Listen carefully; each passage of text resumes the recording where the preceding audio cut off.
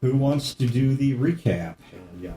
I got notes, but you got no bullets. So. No, you do your thing, man. Get there. I'm a... Before you decide that, remember what situation you're in before you decide to not have any bullets going into it. What situation? You mean fucked? Yeah. Yeah, or Beethoven. I mean, what You could. I mean, this side of the table, we got like zombie guys wanting to serve us orange juice and... It's weird, but they don't appear to be in any danger. Yeah, I mean, and anything that's that weird, but there's no danger, you get used to it in a week. The only thing we're in danger of is crime. Yeah.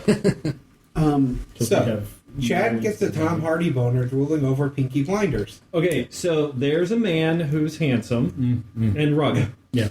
The lab team's headed to Lincoln to get medical help for Junior. Lincoln was extremely overgrown, and we talk about trust and the zoo. The others are being railroaded.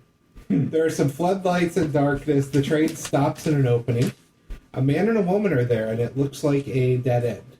Their names are Jim and Vicky, and they are... you're under a town called Martinton, who has a mayor named Graves. Gil once again goes on an anti-Billingsley paranoid rant because only Is can be trusted, apparently.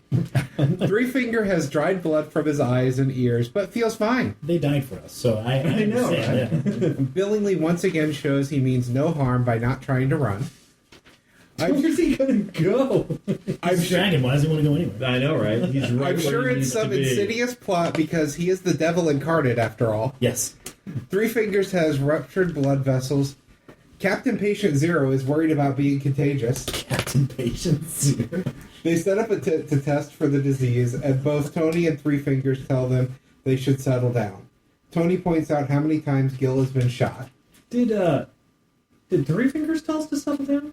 I mean, not that it's an important plot point. I remember Tony, but I didn't remember him. Yeah, Three Fingers agreed with him. So, can I tell you that something that I started doing in my Deadlands game? Yeah. Record the game, and then I don't take any notes when I'm game mastering. I record the game, and then I go back and I do a transcript. So everything that's out of character or whatever, or not a pertinent detail, I don't type it, and then I just write it like a movie script. So I'll describe the scene, I'll put the dialogue down, I'll do a brief synopsis of the action. Well, Rotor, get to work. Yeah. Do it. Okay, all right, fuck off. So, dude, if I was rich, I'd hire a stenographer without fucking question. Yeah. But so we do. Read that back to me. Well, her name's got to be Karen, right? She's got to be kind of hot, but kind of a cunt. But She's gonna be like, like she loves the money I pay her, but she hates her fucking job because we're all douchey assholes. she has to be like one of those operators. She's got to type shit like this. She has to be one of those operators from like John Wick. She's got to be like in her 50s, tatted the fuck You up. mean the kind of woman I'd leave my wife for? Yeah. So I'm liking this play. So, I'm kidding. But anyway, I'm sorry, Wayne. Gecko's waiting for us. We give our blood samples, Philip Jr. and Songbird, so they can be tested for the disease, because nobody actually believes Spider when he says, we're good. Oh, yeah, and you guys have to wait. Yeah, sorry. Parts is fixed and fixes Junior's goggles. Gil and Poe are cured. Three Fingers and Tony are dying. Billingsley is cured. Three Fingers stabs himself after Gil tells him the mission is a success. Gil shoots him to finish him off. That was a real brutal scene. Yeah. Yep. Junior fixes the radio. There is a plane dogfight in the sky, and we track down we go to track down the black box. Why is it gonna be a black box, Wayne? Because it is. Gil recruits a tech-savvy 15-year-old as a Marlene replacement. Her name is Leela Lily. She starts the train, and Gil hands her his pistol. They're finally back on the rails. The Iron Giant works for Emma. In the facility, the lights and everything are online. They, and by they I mean Lil, hooks up the robot to the upper facility. Gil totally trusts the robot because it isn't Billingsley. That was really your notes. I love this. He actually wrote This is seriously like have you guys watched Drunk History? Oh, yeah. This is like the Drunk History retelling this kind of class. Stepford corpses say good morning. They're building something. A gun gun. Shoot Billingsley. I don't gun distrust 20 him. to 30 I'm gonna feet shoot in him. length. The gun can shoot into space. Video showed Emma doing brain surgery on the Stepford corpses. Woman on horseback pulling a wagon in line for the bridge. In the wagon, she has stuff from Amboy, including Marlene's jacket. We talk. She gets in the truck. It's Max in a Marlene face. Did you see Xylo's picture of Marlene that he drew? Yeah, I that sent was it to really him. Yeah, good. I did. Well, then I went in and then I just went through and I read like that whole Discord thread. That's another thing I'll have time to do. But didn't reply to any of it. No, Well, it's baby steps. yeah, baby steps. Yeah, I Thanks, downloaded the pictures and shared it to him so he'd see the pictures. Nice. Yeah, they're really good. All right, Waynard. So do you want Beethoven or a bullet? Bullet. Bullet. Fool. The bullets last if I don't use them. Yeah. I made So it beauty because powerful. we have Max there. Do you want the powers of God, or do you want a bullet? He would use the Beethoven to like get a monkey in the game or something. Oh, yeah. monkey. It'd be a hell of a monkey. Come on, man. Think of the monkey. Hey, they started the AIDS epidemic. They can end it. What? You just need a GC monkey to do it. You're just a fucking psyched up fucking ape with AIDS, just raping the shit out of everybody.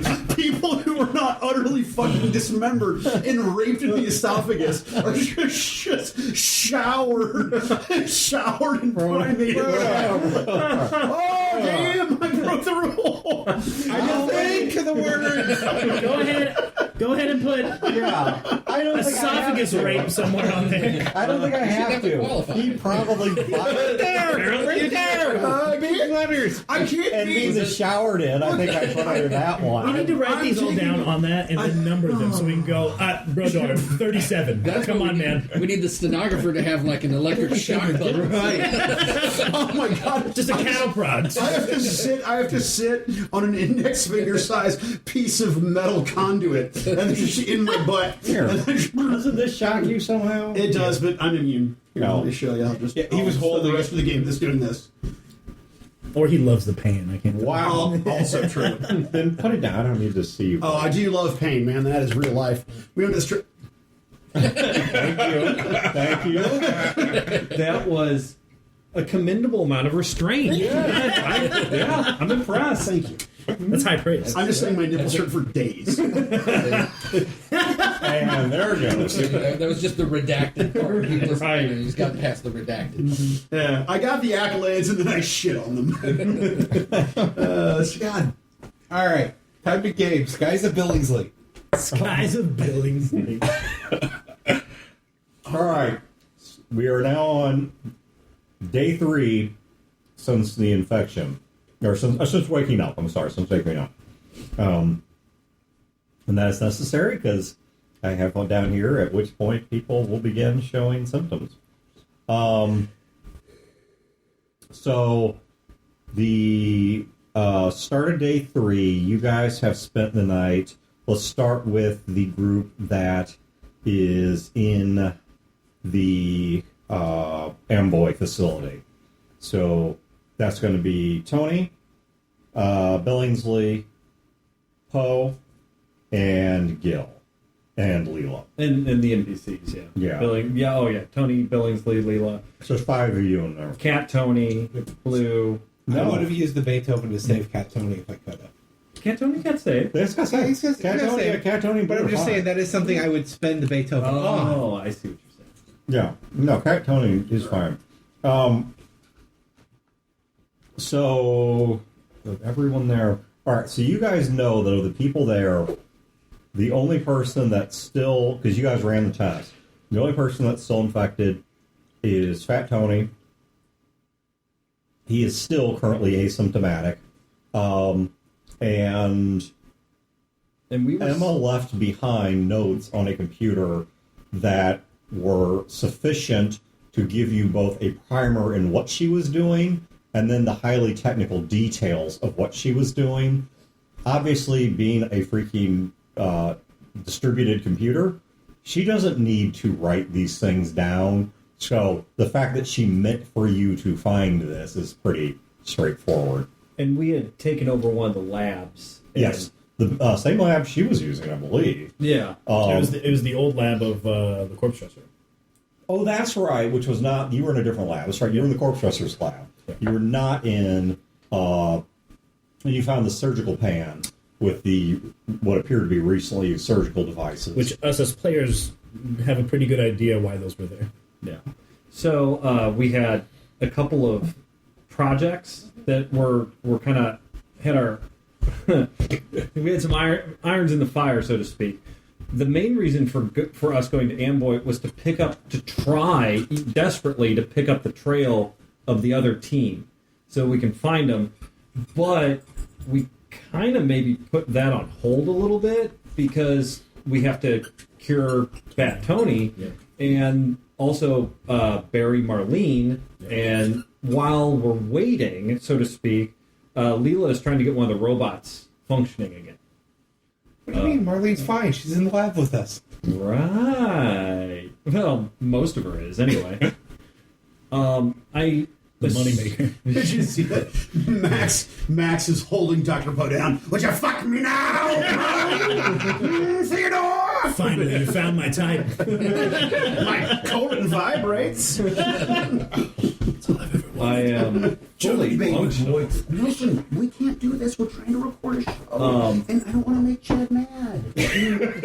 Don't worry, Wayne made me mad. I'm just going to take it out on Billings. I swear to Christ, I'm trying to keep it calm. But, we're past that point now. Also, we were going to bury Marlene.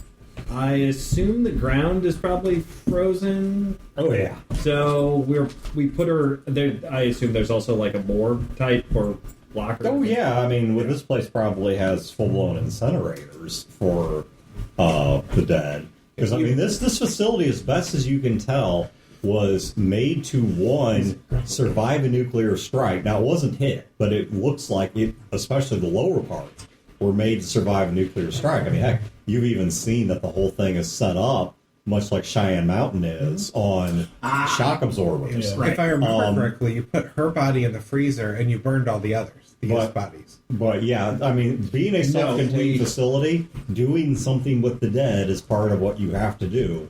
No, if I remember right, She's in a body bag. yeah, Gil put her in the body bag, and we were going to put her in the freezer. And Gil, I think even Leela is like, well, what about these guys? And Lil said, or Gil, I said, no. Anyway, Gil pointedly is like not concerned. Okay. With I thought she had burned him for some reason, but yeah, it wasn't in my notes. I thought she poured out some form of alcohol. That's what I thought too. because I asked you. She burned the room. Because I asked you, this isn't going to set the facility on fire, Yeah, and then you're like, no, it's all concrete and steel. I'm like, okay, cool. Just want to make sure. Yeah, you're she- correct. She burned the room. bodies. She burned the bodies. Except for Marlene's that you have in the body bag that we're minus the face. yeah, Yeah. that we're keeping in. And now there are parts of some of the combat robots We'll have to make her a zombie. that are on a stretcher that's being pushed around. Right. Yeah, I'm helping Leela get the robots going.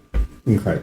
Well, I mean, he can't do anything. He's moving them. He's Yeah. out here moving them. I'm going to give her a check in the moment because she is unusually tech savvy for one of the great unwashed masses, but she is not a robotics expert like, Molly or Emma. Gil has no illusions that she's going to get anything going. Yeah, Keeps her occupied. Well, and she does demonstrate a tech savviness that goes way beyond her what should be her circumstances. I don't mean it's like suspiciously so, but like you can tell, you understand why a farming community was annoyed with her because she knows a whole lot about technologies that don't really exist anymore. She's like a savant. And and Spend too much time in the library instead of and probably farming. digging through old ruins and finding workable bits and pieces she can wire together. And let's be totally real. She's 15. She should be getting married and pregnant. I mean, it is a rural, almost Did you see that medieval. last time when I said something like that? Yeah, I mean, he's not wrong. It's Because that fruit's about to turn. You gotta... Oh my god! Oh my god! Thanks, Rotor. And, Well, I checked the fucking board. I swear to Christ. I looked here and here before I opened my mouth. Oh my god! My point being, that's why they would be annoyed with her. She's not getting it. Oh my god!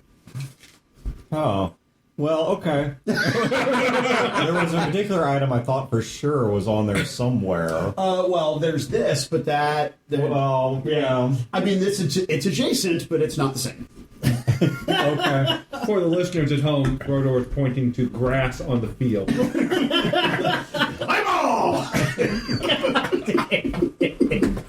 This is why we don't have sponsors and awards. Well, now, okay. You're right. I'm a detraction. I'm sorry. I'm very high energy right now because I'm excited about my new career path, and I apologize. That's me being an asshole. I will shut up if it is not related to this game or this dog.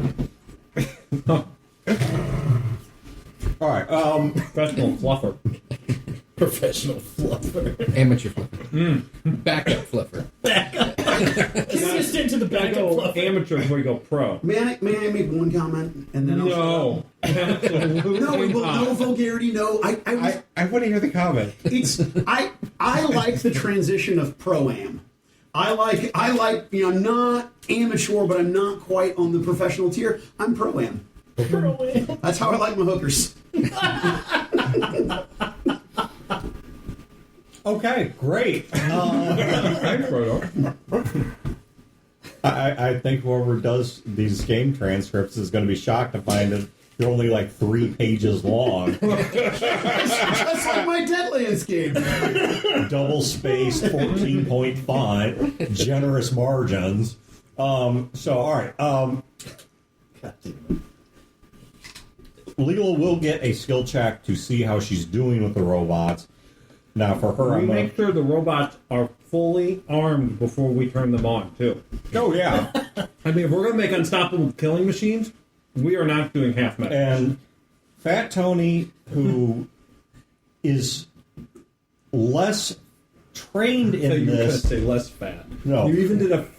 she's less trained in this than she is, but he is more exposed to it because he used to work in the loading docks and he used to do merchanting stuff and whatnot, which meant he had a lot of exposure to robotics. So he's not going to get a high skill role, but he's going to have a lower target number to be productive in this. So let's see how they do. So first we're going to do Leela's check. Wow. Pretty good. Yeah. So she actually cleared her check.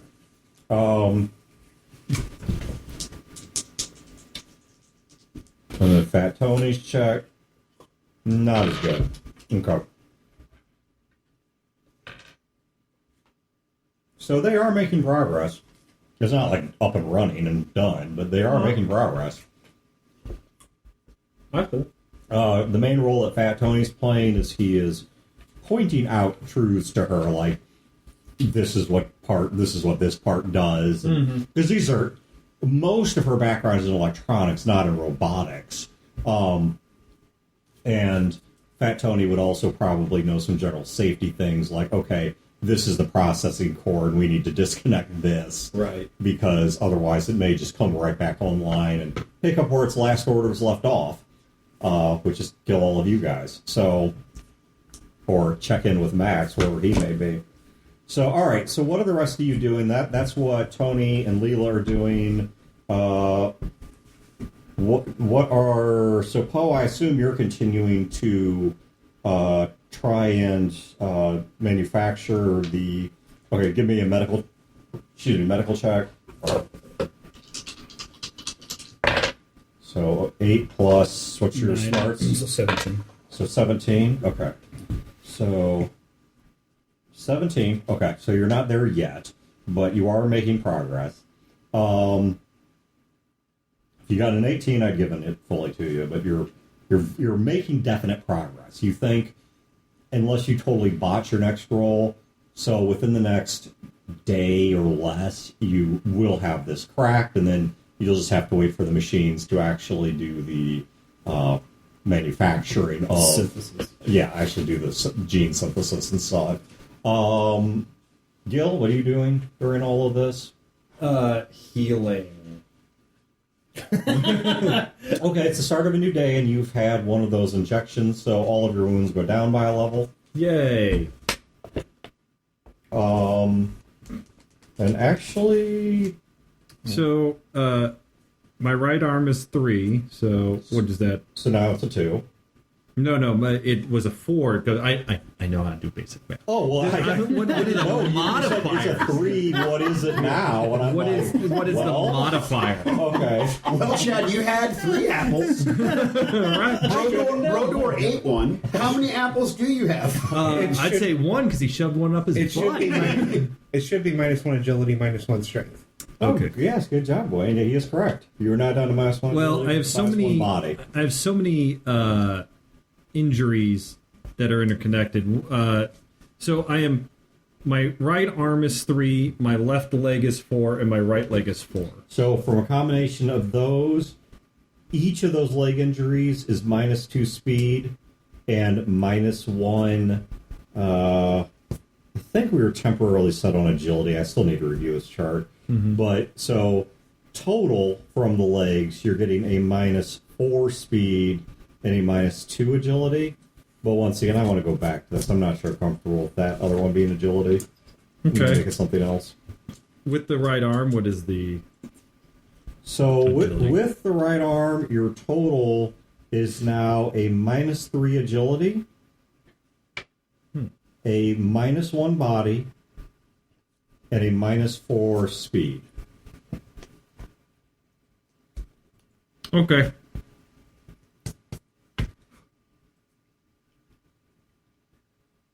You're doing great, kid. My speed is 0. Hey, it's not negative anymore. Right.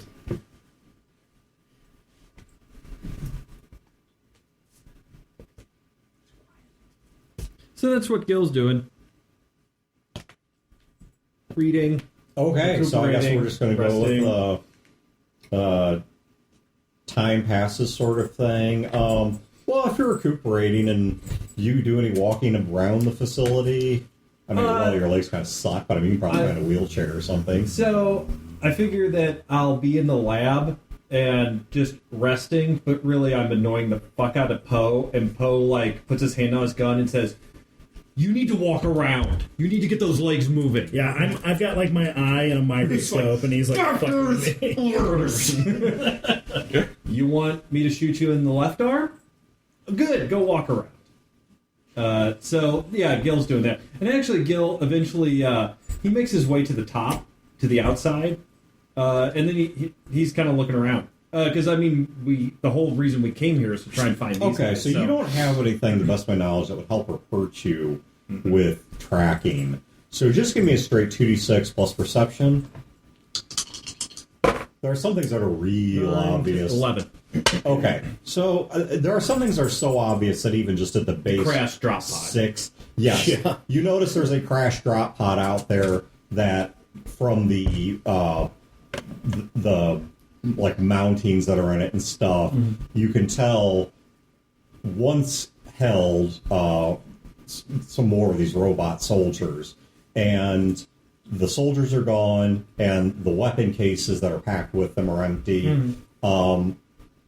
You can also tell from looking around, you find a pile of expended 50 caliber shell casings, which you're guessing is a good sign because you didn't see Max carrying a 50 cal.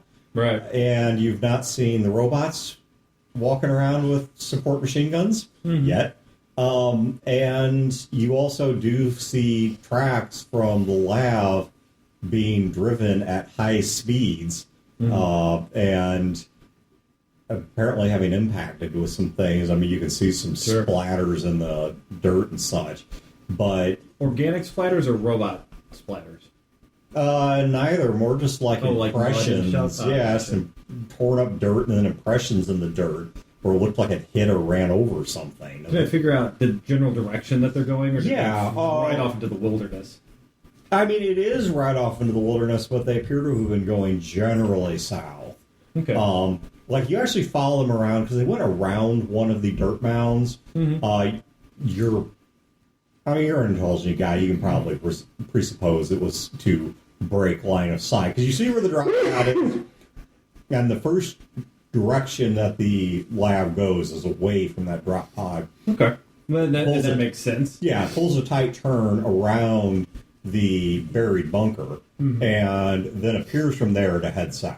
Are there any vehicles? Like, Because it's a bunker, it's military base, but did they have a garage or motor pool or something? Or Interesting question. I hadn't really thought about that. It kind of makes sense they would. yeah, I'm not looking for a tank. I'm looking for like a Jeep vehicle. The answer is yes. It's going to take some work to get them in working order again because they've kind of been sitting there. This facility was not totally mothballed. Right.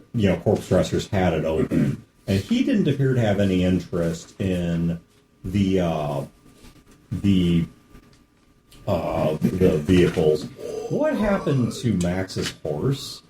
Because Max had a horse. Did you guys shoot it, or She shot at the horse. I don't remember if she hit it or not. I thought you hit it. I thought that was the plan. Oh, I shot the fuck out of it. okay? Yeah. So Yeah, I shot the fuck out of it. Okay, so you also find a dead horse. Does it have a saddle?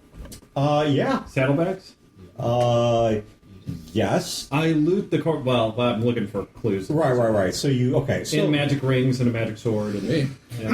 Boots of dancing. boots are flying. Oh, yeah. So looking around the horse and its bags and such, you do find a particle pistol that has had its front end smashed. So it's going to take someone with some pretty good technical know-how to rehabilitate its. I toss it into a mud puddle. Okay, that's fine. You find a few batteries that are designed, or a few fuel cells that are designed specifically for that gun. Gotcha. You might be, well, maybe not you, but No, not me. But somebody with more technical knowledge might be able to figure They out look how to like get clips for the gun. Yeah. I toss them in the mud puddle. Okay. It's almost like there's a little girl that could probably fix that. She's busy. Beyond that, there wasn't much in there Because he doesn't need food or... Yeah, I say he doesn't eat, and most of what he needs is built into him. So it's. I mean, you have saddlebags, a saddle blanket, and the saddle itself, which have some value. But I could put that on Poe and ride him around. yes, It's all coming together. that's also why there's a can of motor oil. Oh, yes. All right. And some of that vomit grit they used to spill in the grade school. Oh yeah, the pine chip wood shavings. I know to Gil's mind, everybody's busy and doing stuff, and he's just kind of poking around. Well, your favorite person's free. Which one? Billingsley. Fuck no! He'll die! He'll betray me! He's Satan! If Billingsley follows him up, like I said, Gil is just trying to... No, reap the Billingsley's stuff. not an idiot. He's definitely gotten the vibe you don't like him. So, I mean... I don't like anybody. He's Except not to a Billingsley, he's doing some kind of satanic ritual. Right. Yeah, that's very weird. You can see him downstairs hooking up the remains of Max into the processing core of the Iron Giant. Well, we're all fucked. No, Billingsley, he's just staying out of the way and finding ways to pass the time that are... He's sitting pleasantly, just with a smile on his face. I mean, pretty much, he probably found a deck of cards and was playing solitaire or something like that. Marlene's are covered in blood, shrapnel tears. Slightly soaked in urine. Because he's trying to summon her.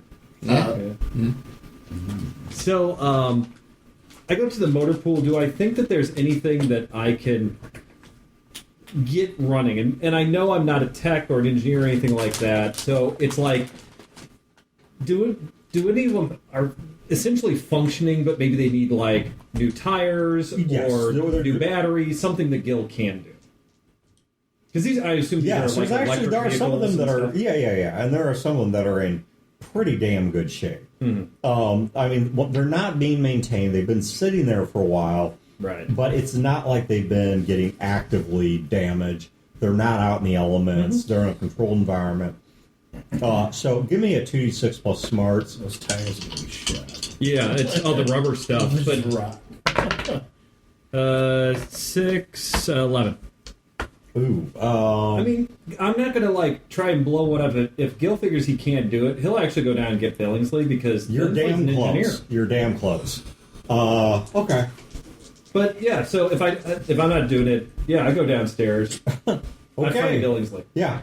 Billingsley, he's able to get up there, and he his knowledge of this type of stuff, you don't know that's a whole lot broader than yours, except by virtue of having been around this type of stuff. Wasn't he an engineer of sorts? Yeah, I thought he got the train thing running initially. Yeah, and so, and then, well, and also on top of that, things like, there's a lot of things you wouldn't know from the space station. Mm-hmm. Like, for example, the fact that a tire jack is probably going to be located somewhere in storage in the back of the vehicle. Exactly. I mean, that's just not part of your everyday. It wasn't on Little House. Right. And, I know how to change a wagon wheel, but...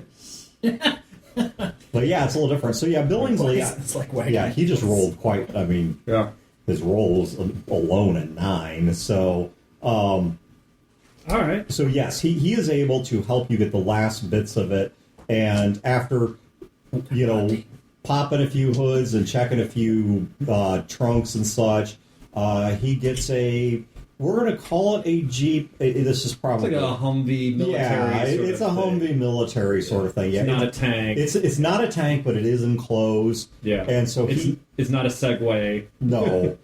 He helps you get it up and running. Give me a 2d6 pure luck check. Okay. Pure luck check. Billingsley is like a father figure to you. That's why you hate him so much. Because he is drunk all the time, beats me? Is that... I mean, he doesn't, but maybe that's what you think of him. He will. I see you drunkenly beating me with your eyes. He stands there with a mint julep going, I do declare. Boy, you better be careful. Don't make me get off this porch. I'll strike your ass. Don't give me a switch, boy. Pick a switch. Pick a switch. I had a friend who, his folks were from the South, and they actually moved up to St. Louis for a job, and so they had a lot of country in them. He was the oldest. He had 2 younger brothers, and so like the younger brothers, big stretch between them. And that was the thing, you know, when he misbehaved and he was a troublemaker, it's like, go out back and get a switch. And if anyone doesn't know what that is, well, tough shit, you can look it up. But, those people weren't raised right. That's what I know. well, so he comes home visiting and such, and, his brother's acting up doing something, and he says, well, why don't you yell at him to go get a switch? And his brother looks at him and goes, what's a switch? And he goes, he doesn't know what a Switch is? Well, see, now today that means Nintendo Switch. So all these people are like, I'd love to get a Switch. This was like 30 Go years out and get a ago, switch. too. All right, give me your credit card. No, but they beat him, but they didn't beat his brother. In a lot of newer developments, they also willow trees aren't as common. Which is, I mean, yeah, you could make a switch out of any green branch, but willow trees were the preferred location to. Didn't realize you were such a Switch connoisseur. This one has a fine diameter. Tapers to a very sharp point. It's Sunday, so we I'm gonna go into your bedroom. I'm gonna see how many switches are just all over the room. This one's from 1985. This was Abraham Lincoln's switch. He beat Mary Lincoln's ass. They lacquered this one. So give it this beautiful red tinge. This was Robert E. Lee's favorite switch. Okay, so Chad, Yeah. you do find for the Humvee, okay, amongst the things in there that you are able to find, you are able to get back together a relatively working 12.7 millimeter gun mount. Oh, wow. So a 50 cal. Yeah. You don't know how reliable the ammo is, and the gun's not in perfect shape, so we're going to do some jam checks if you ever use it. This is not as clean and carefully preserved as the lab was. Sure. But if your rolls go well, you could probably get some really deadly bursts out of if I had a psychopathic robot in Marlene's skin charging me, it'd be we'll worth take a that try. gamble. Yeah, it'd be worth a try. Just spray a shit ton of WD-40 in Yeah, there. and you don't get the sense, because, I mean, between you and Billingsley, one of you would surely know at least enough to make sure it's not what's called squibbed and other such things. So Gil knows how to use guns. it's not like first trigger pull's going to explode in your face like a dead man's gun might, but it may cease function either temporarily or completely on every use. So when Billingsley starts it up, I hop in the passenger seat and I go, let's go for a ride. Oh God. Okay, he gets around to the front and he's like, well, I reckon we could follow these tracks a bit, see how... That's what I'm thinking. All right, well, he takes the Humvee and he starts driving it parallel to the tracks, not along the same route as, like, right on the tracks, because that would destroy them, or damage them at least, but he's following right next to them. I'm going through the glove compartment. There, map. Actually, yeah, it's probably in electronic form, but it's ruggedized, meant to survive a long time, blah, blah, blah. So, yeah, you do find in this big, thick box that, when you turn it on, has a map display on it. He's trying so hard. Don't make us write box on the board. It will limit you so much. And us. I mean, that's like an everyday object. How the fuck do I manage disrupt? I didn't say the goddamn word. I kept my mouth shut. I bit my tongue. I didn't say anything. Or here, have a candy. Is this the good kind or the normal kind? Proud of you. Normal. I couldn't find Black Forest. No, it's fine in gaming. I can't be intoxicated at gaming anyway. It's one of my... Oh, you meant that. Yeah. You went the medicinal kind. He said that there's Dude, do you think I'd be pounding through a full bag of weed gummies? Dude, I don't know. He's ate like 30. My tolerance has gotten so crazy that, I don't know, maybe. This is a 5-ounce bag. Yeah, exactly. We're not even here. We're all in his mind right now. Everybody gets Beethoven, man. And now everybody is Beethoven. We all got like pinafores in front of us. Yeah, so I was pounding through 5 ounces of weed gummies. I think This is that'd how. So I would be so stoned that I would be telling a story from the perspective of Beethoven and recounting the anecdotes and his journeys when he was in the possession of each individual player. So I'd have a story about how Chad had me, and Okay. Oh, I had him. Oh, you did. Yeah. You'd be really well positioned to tell us what the world of Sog smells like. So yeah, okay. So he follows it several miles, and it does go into, or does go across some lightly wooded areas, through some open fields, through some abandoned farms. The lab's not really meant to crush trees, so certainly big trees they were avoiding, but I don't know how well. Fat Tony's actually a pretty good driver, so you would recognize, perhaps by the tracks of that you're following, that this thing was a little bit rugged in the way it was getting handled. I mean, it's a bit all over the place. Like, I mean, it's not bad. Like, the person who's driving it was, 5 ounces of weed gummies deep, or dying, bleeding out. But clearly, driving's not their forte. And but you follow it for several miles. At which point, Billingsley slows the vehicle to a stop and says, "Well, it looks like they went quite a distance from here." Yeah, maybe they just kept driving. I've got the big box open. Yeah. Oh. Yeah. Spread it. Yeah, spread. It's on my lap, and I'm working it, trying to get it to do what I want.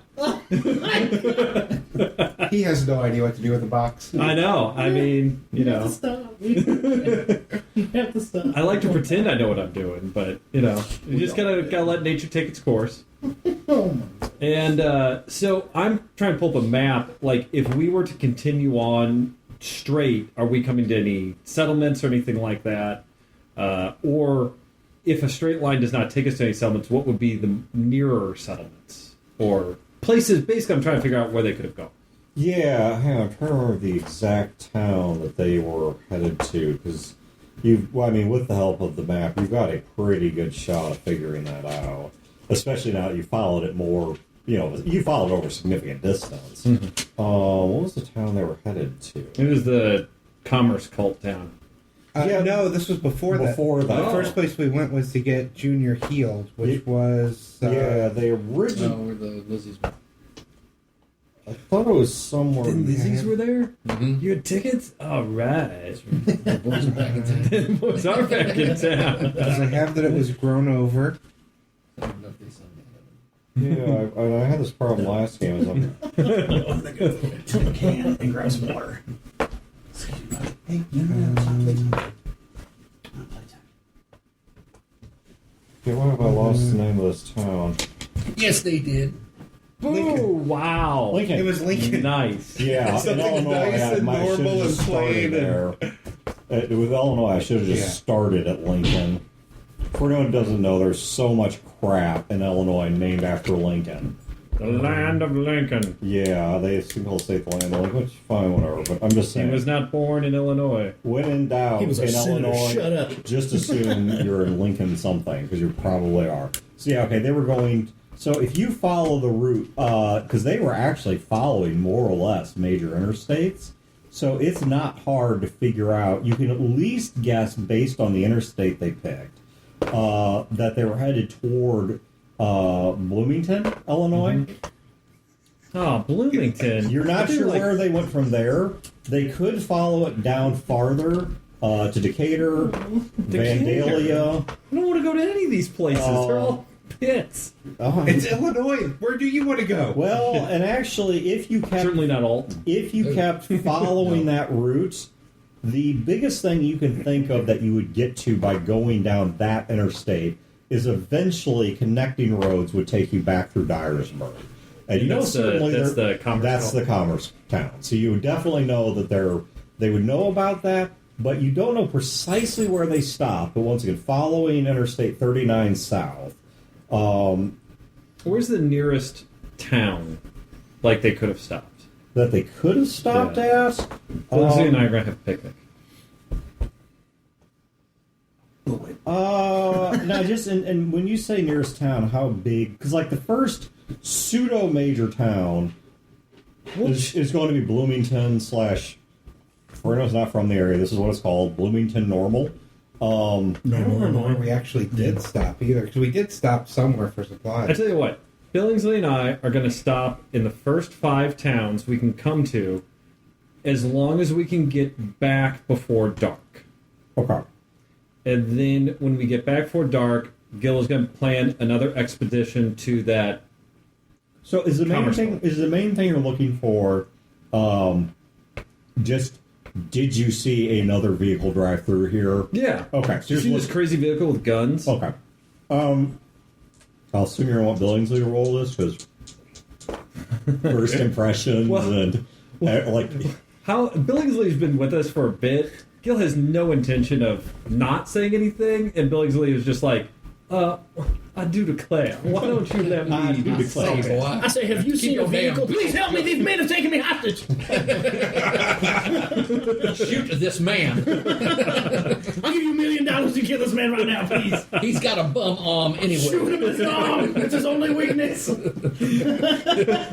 arm It's Achilles' heel. was not dipped in the river Styx. And I know the river Styx. I have been there many And I know a time. duel is coming because I saw him making dishonorable wives at your wife behind the Vinayavana. The only real question is, when Max kills us all, is Eric, Brodor, or me going to play Billingsley? All right, so I'm going to Billingsley make some social checks.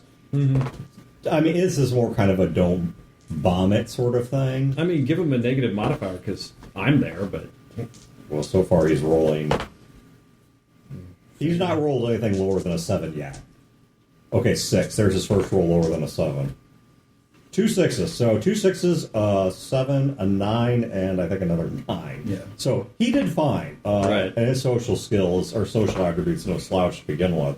So you are able to find out that yes, a vehicle matching that description, which is pretty easy to do because vehicles like that don't really come through there. Right. Did indeed pass through this way and was headed south, and that they at one point actually veered off.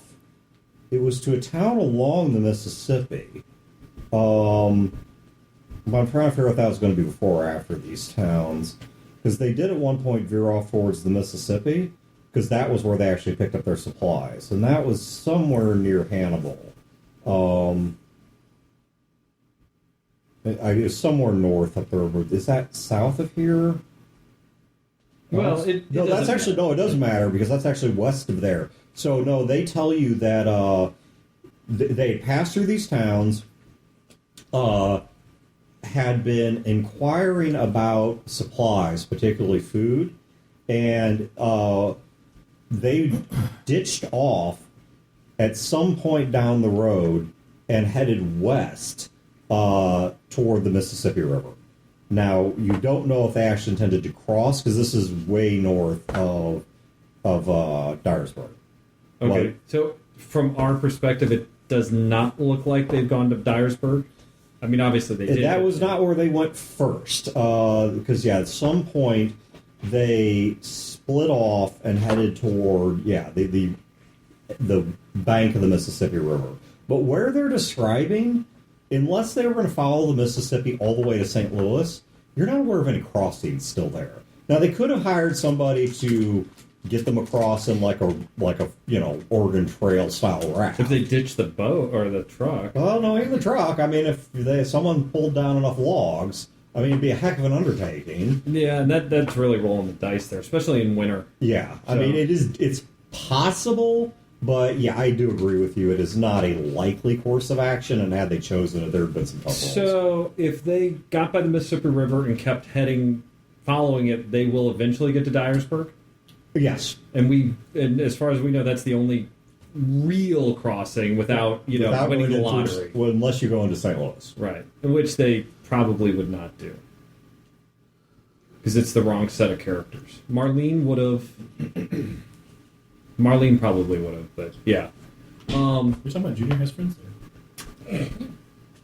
Well, I don't think you even know Songbird showed back up. No, I don't. Yeah, so I all don't. you know is that He's never met He someone. doesn't even know who Songbird is. So yeah, from your perspective, it just appears that upon making it to the top, that Philip and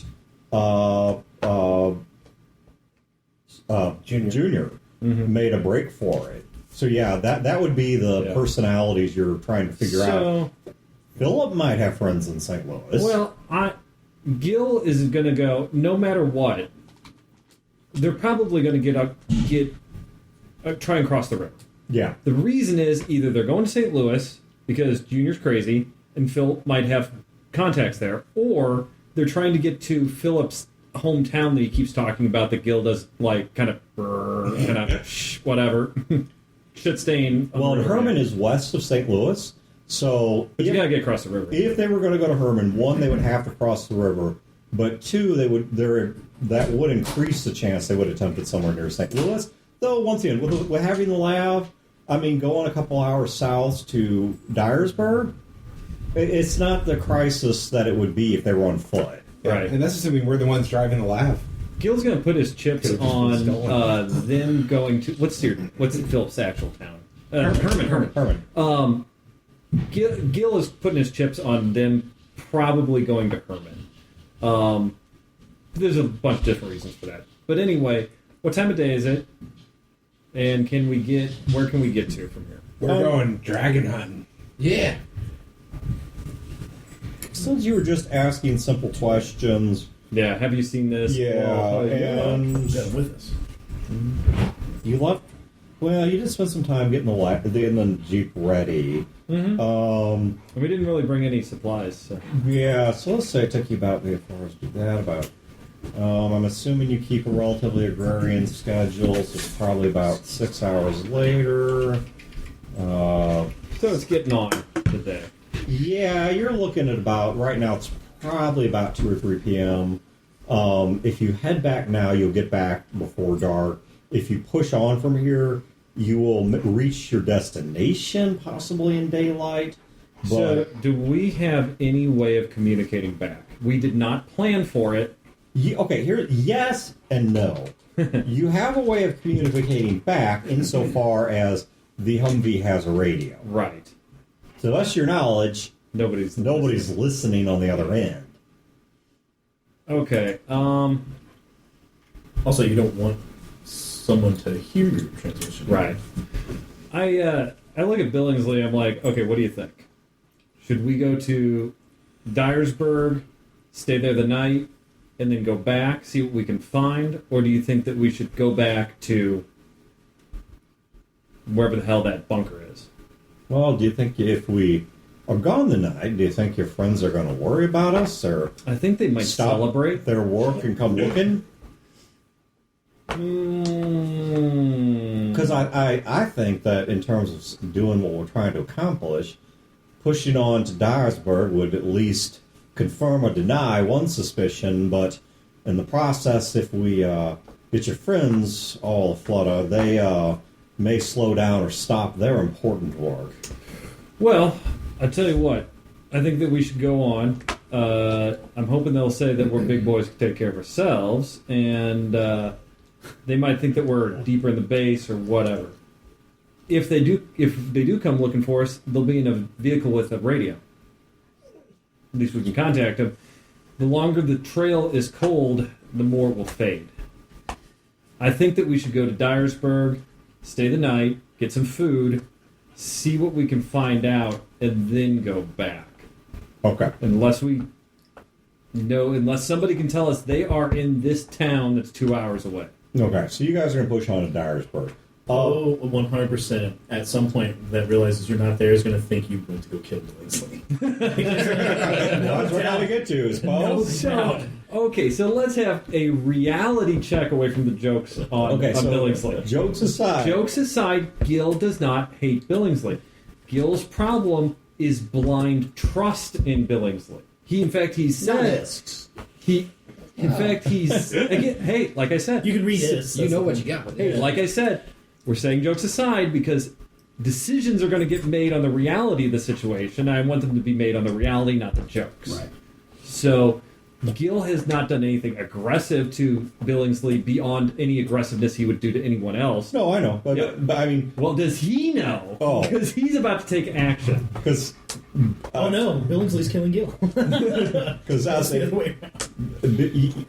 the things that Billingsley would profoundly care about, namely direct acts of aggression, you have never done. Yeah. You know, rude Yankees, that's already in Billingsley's social diction. Yeah. So, Gil's position on Billingsley is we are not going to walk into a town with a railroad station and a Southern Army who probably maybe wants to do us harm with a guy who will say they kidnapped me. that ain't Dyersburg. You'd have to go a bit farther south of Dyersburg. No. Like I said, that's Okay, so that's the real in deal, fact- not the joke. If you're not, if that's not the case, then back in I would be base, very curious, but I probably wouldn't do it. do you just continue your work? Do you? Okay. I continue my work because I have no idea where he's gone. He's got Billingsley with him, clearly. It's a big base. Yeah, but you could walk around for a while and probably see if somebody's there.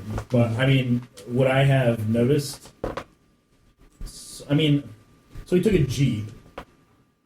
Is there, like, a door open or something like, signifying that they've been working on something there? There's a Jeep. There's a lot of Jeeps that are taken missing. apart, and Yeah. a Jeep that is. No, yeah, and tools spread Yeah. about. And I would have... because of how pristine this place is being kept, there's no way she left that way. Well, and you've not seen the corpses doing anything with the Jeeps. Correct. You could ask the Stepford corpses. I'm sure they won't tell you anything useful, but you could. Or you can have the Iron Giant pull up the security locks. It's 38 degrees outside. So yeah, you've got the. So yeah, I wish it was. Cold enough for you? you see signs that work was being done in the garage, and then also the.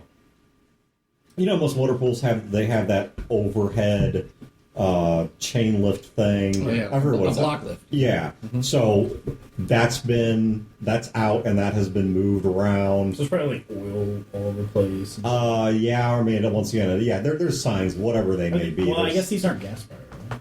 No, but I mean, oil is still used as a lubricant. Right. But So, it's not I going to mean- be like... It's probably not going to be as dirty. It's more efficient. Yeah, I mean, and it's possible they've switched to some future tech of the parts themselves have some kind of, nano layer that's low friction. I mean, I don't know. They finally moved on to sardine oil. Yeah. Yeah. Castor oil.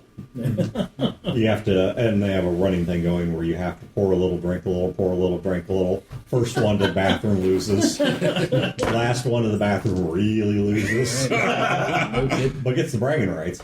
So, yeah, whatever. I'm trying not to be too specific because, yeah, I'm not going to embarrass myself by trying to speculate when I don't need to on future technologies. But the garage has been used. the garage has been used in a way that you don't see any evidence the corpses have done.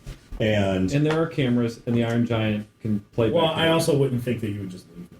and Ha! Ha!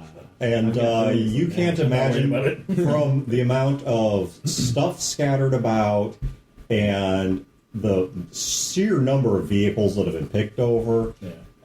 You sure as hell don't think this was Max or Emma because they wouldn't make this degree of guesswork. I don't think we know who Max is.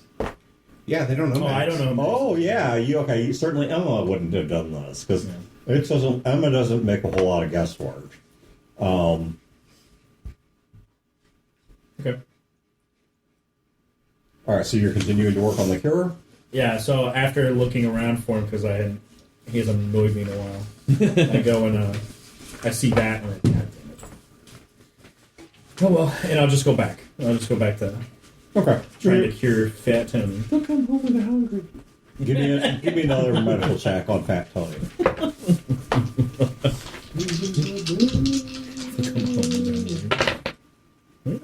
Yeah.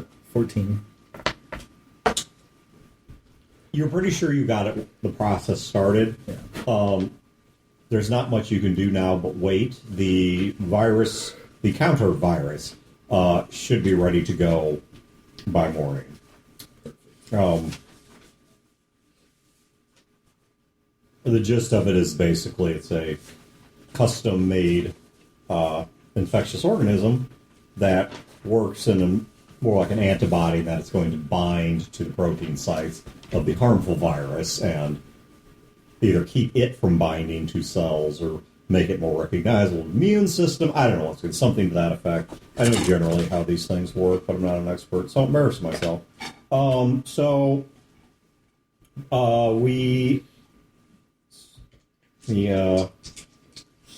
Give one last check to Leela, who continues to do well.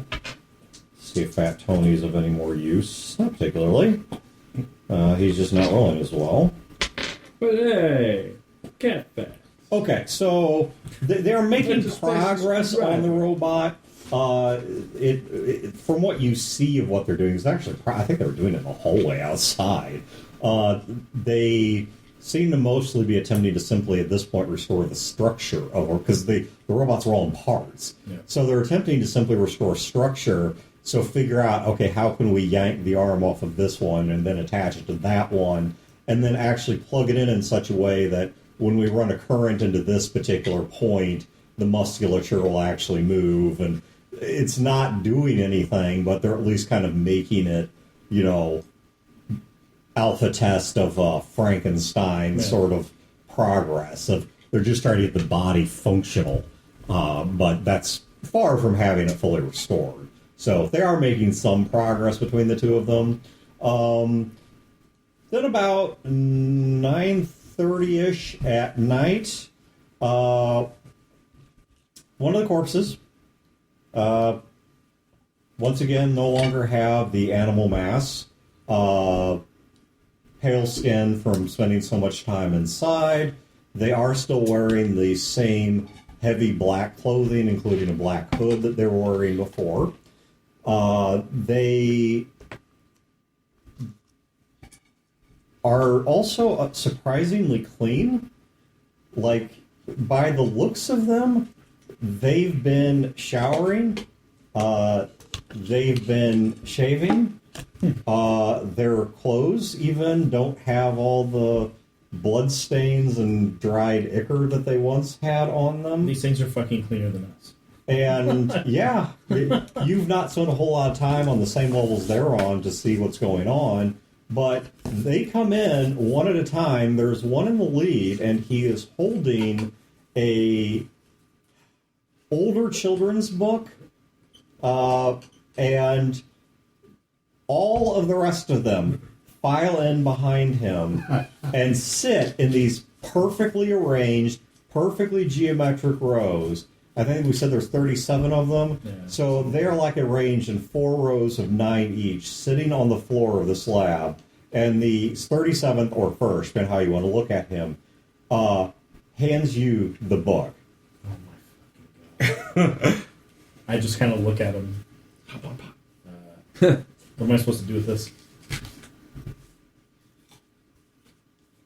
It's bedtime story time. Oh no. Do you have any idea where Tony is? He's out in the hallway, like he's kind of peeking around the corner, perplexed. Mommy said reading's important. Okay. Fine. One of the ones that's sitting down blurts out, "My mommy's younger than me." And another one sitting a few back from him says, "Fairy tales are confusing." Oh my fucking god. What book is this? Like, do I know what story it is? I mean, it's just some... Go the fuck to sleep. Like to sleep. It is a picture book that has slightly larger vocabulary and longer sentences than like a toddler book would have, but it's got like large print. It's meant for like a family read along. I mean, like, you know, you can show the pictures and they can see the text. And Why is my doggy smarter than my daddy? yeah, why is my dog smarter than my dad? Good night, Keith Moon. I'll start to read it, and then do they make like any kind of like noises or do anything while I'm reading? They're overly reactive, by which I mean they don't do anything. Like, you know, Daddy couldn't find his keys and he needed to go to work, and there's this like audible like inhale from the group of horses, and then it's like, so Billy called the family dog Fido, you know, from I'm not reading it that way. from like Monsanto or whoever the hell made this thing, and it's like, and he knew just what to do, and they're like, oh, I mean, it's, and it doesn't matter how you read it. They're going by content, not tone of voice. Yeah. Okay. I read the story to him, and then I kind of just set the book down. It's kind of an odd book because it's meant for children, but it's kind of, you know how kids' books, they're meant to teach them about the world around them. Yeah. This one is, in fact, you can tell this was probably published with the heavy sponsorship of one of the gene labs that existed before the war, but it is just an explanation of what a GC pet is and how it differs from a regular pet through a bunch of life anecdotes about how this folly-some father keeps... So this is like a propaganda book. Oh, hell yeah. It's like a commercial. Yeah. This is like a native marketing kids book. This is no better than Like every 80s cartoon. Yeah. Yeah, or like a Ronald McDonald book or something. Like, I mean, come on, it doesn't matter what Ronald McDonald's doing. It's an ad for McDonald's. It always ends with everybody getting Happy Meals. Yeah, and I mean, that's about what it is, you know, and it's probably, in many ways, outright offensive. I changed my mind. Halfway through the book, I'm like, what is this trash? And I just kind of set it down, and I start telling them the story of our journey. And I don't leave out any of the gruesome details. Okay, as you start saying that, one of them says, "We need to see words." I point to the book. I point to the book like I'm reading it. One of them a little bit down says, "That isn't what it says." It is now. There's some confused looks, but they don't fuss. I tell them the whole story, man, up until this point.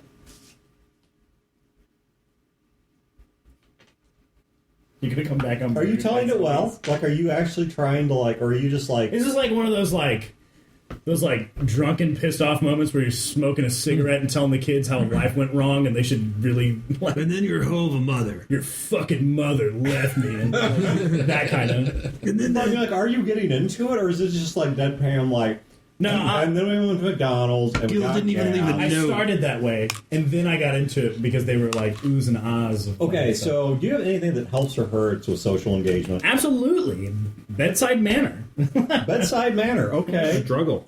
Oh, it's a struggle. But do they really care? Well, I'm checking for something else. They're not going to riot on you. Give me a 2d6 plus social, and you have to reroll any sixes. Since They gonna that's your turn into struggle. Brodor's AIDS monkeys? No. 9. 9. Okay. So, as you're telling it, it starts off with them getting a bit confused. And occasionally, even throughout the story, they seem to only partially follow it. But one of them, as they're trying to, it looks like trying to think, starts just idly scratching at the side of his head, and in doing so, knocks back the hood, but then pulls it up and re-puts it on. Give me a perception check.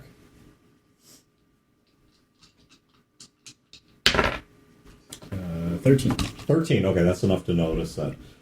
So you don't get a good view of it, but you know that the corpse dresser had lobotomized these guys to make them more compliant. You've seen their heads beaten apart. That was where his work ended. When that hood comes back, there is a spot along the top of the brain where a cut has been made into the skull, and some kind of implant with a couple like externally visible wires and circuits is inserted into his head. Okay. This wasn't the corpse. That was not the corpse dresser's area of expertise. Yeah, I assume that's it. No. So and when I see that, I kind of like stop talking for a little bit, and then I kind of go back into the story, and it's kind of unsettling. So. Okay. Well, and once you get to the end of the story, they stand up. I mean, like, first row stands up first. Guy on the left, who's closest to the door, walks out. Then when the first row is moved past, the second row gets up. I mean, this is an elementary school teacher's dream. And all 37 of them file out of the room and go up the stairs. That wasn't so hard. I get up. I get up and go back to the left. It's your machine's still working. Yeah. It's probably going to be morning before it's done. Okay, so day number 3 on the slightly more difficult location. Well, you're still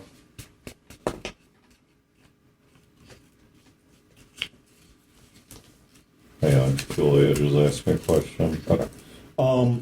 Tell her that there's no women allowed in gaming. She and Mike got to read that last night. That was fun.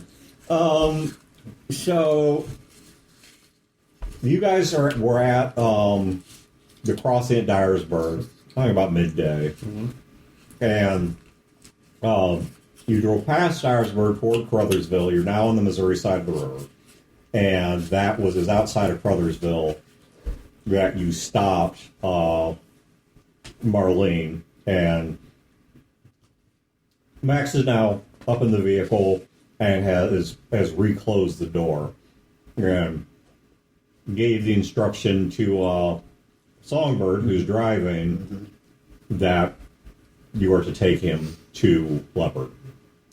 Well, I mean, I comply. Okay. So you back up from... So... Yeah.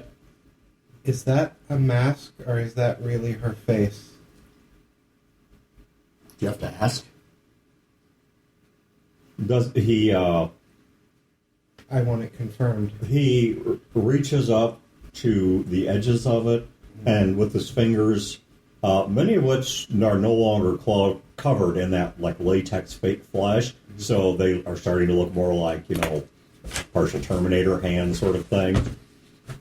He begins just breaking the sutures along the edge of the face until he has pulled off what is roughly about maybe half to 2/3 of her face, which is all that he had, and he has to roll back the bandages to get full access to it. And I'm assuming it's pretty obvious that it's a real. Well, it's quite face. real. Yeah, and he throws it. He just tosses it like so much trash onto the floor of the lab between him and you three, and what you see underneath is his actual head. Almost all of the fake flesh is gone. His hair is only there in parts. The left side of his skull has been caved in, which, you don't think his left eye even works. The right side of his face is covered in... it's like when you saw Emma go through her animatronic phase, except this is actually quite a bit more sophisticated. There are a lot more moving parts.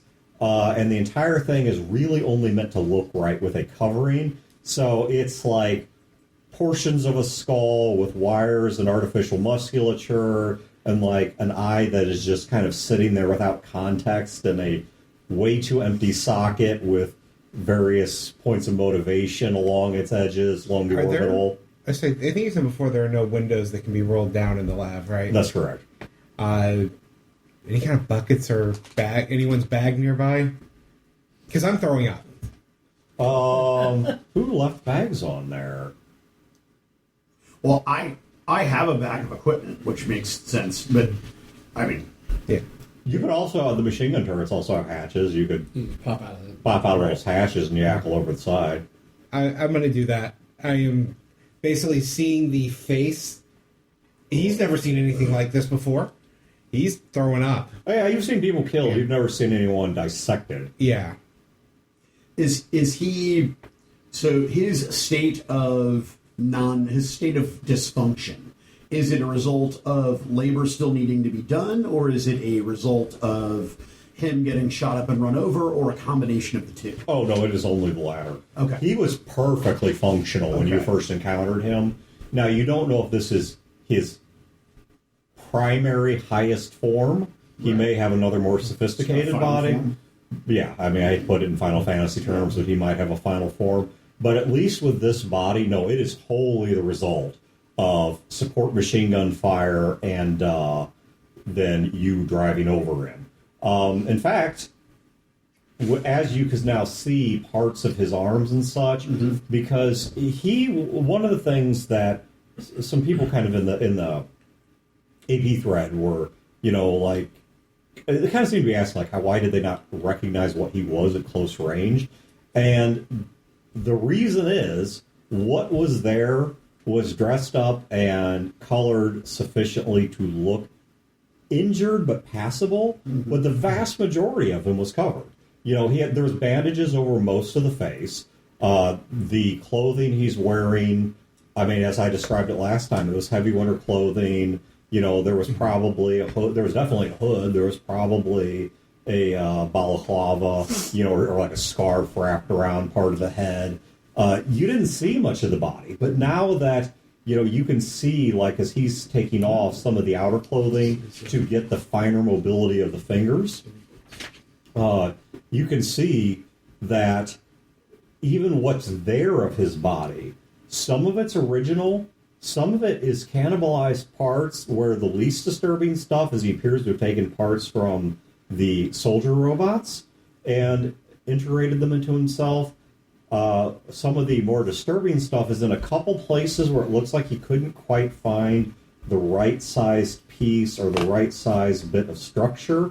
He has grafted in human bone. And so he has basically made himself sort of like a reverse cyborg. He's a mechanically animated corpse. If I wasn't already puking, I would be puking. The outside of the face on the floor, the one major mercy you guys are getting is the fact that most of this is covered. You might see it at moments, but he is still dressed in these heavy, heavy overclothes. And so most of what you're seeing, apart from this freakish, Chuck E. Cheese, Five Nights at Freddy's skeletal face, everything that you see is mostly just clothing.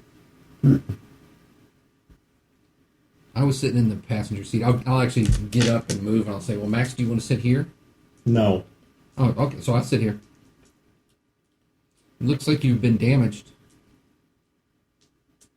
You, Choose your next words very carefully. I was offering to help. Go sit back in the front seat. Okay. I think once I'm done throwing up, I kind of climb back down, and I'm just... You know, Philip, with simple cooperation that you offered and did not deliver, all of this could have been avoided. It's not you, of all people, that I'm after. In fact, quite frankly, apart from having the misfortune of knowing a particular set of people, you have no part in this story at all. Yeah. But I point up to someone. She was my friend. You may have poor choice in friends. I definitely have poor choice in friends. History has shown that. In fact, had you helped me as agreed, I could have ensured your survival through all of this. Helped you as agreed. What does that mean? He and Junior both offered their full compliance in my investigations and recoveries. I assume this was prior to me showing up. Yes. Your life is already forfeit unless you choose to defect. Are you part of a faction? He's still looking at Songbird. You do understand what it means to defect, right? You don't know. Yeah. You don't know who it is you work for, and you don't know who it is that I work for, do you? Max, I took a pretty serious injury to the head, and sometimes I forget stuff. I took a serious injury to the head as well. Fortunately, the thinking parts of me are better distributed around my body. Good. Well, then, would you prefer drive? Because my head's killing me. Well, no, I prefer that you perhaps allow me to fill in a very minimal number of blanks. Well, I guess it's going to be a long car ride, so...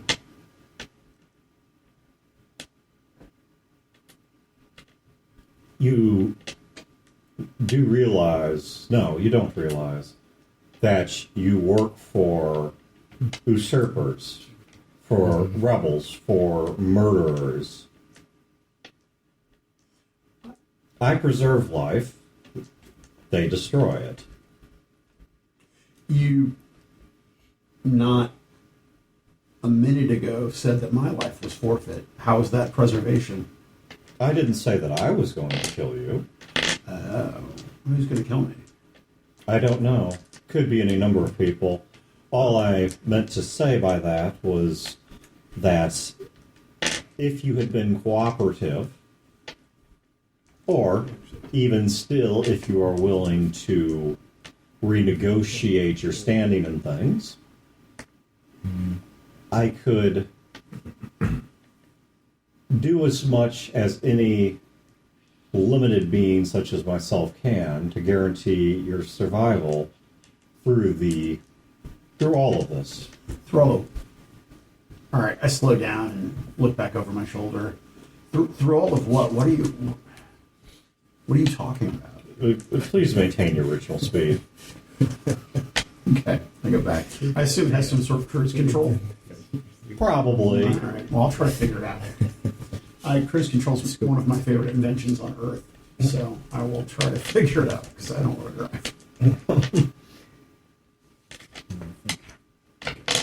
drive. Did you personally kill Marlene? No.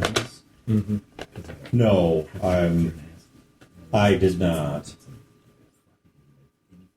Do you know how it happened? Yes. How did it happen?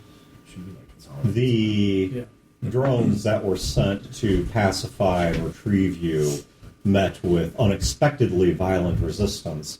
I had thought up until the very moments before that you were still in stasis and could be retrieved peaceably.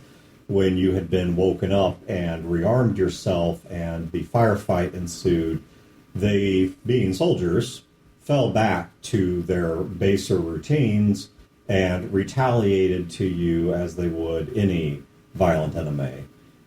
They're not a police force, you understand.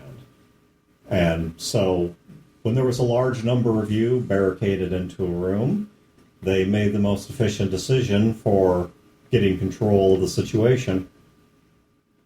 Take out. More lean. Yeah. Were there any survivors?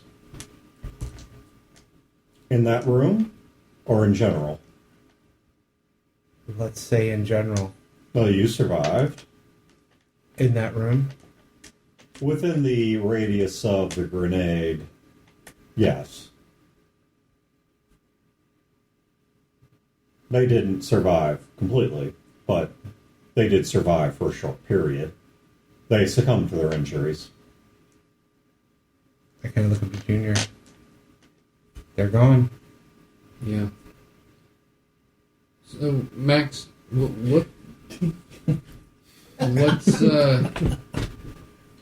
what's next for us?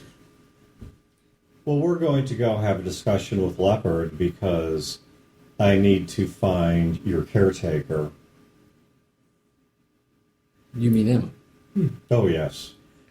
Okay. She and I have much to discuss. Like what? That she mined the role of a younger and illegitimate sister. Oh, she wasn't supposed to be made? I strongly doubt it. I strongly doubt it. And if she was meant to be made, she is certainly not behaving as a proper daughter should. What were you made to do? To preserve life, to continue scientific research, and when the time was right, to prepare a great many survivors to re-enter life upon Earth. The life on the ship? Yes, for example. I hope to wake up Mother soon, and once she's awake, not only will she be able to clarify things for me, but she will likely be able to bring Emma to fast heel. Is she the AI on the ship? No. Are you the AI from the ship? Yes. Oh, so you're the one that tried to choke me.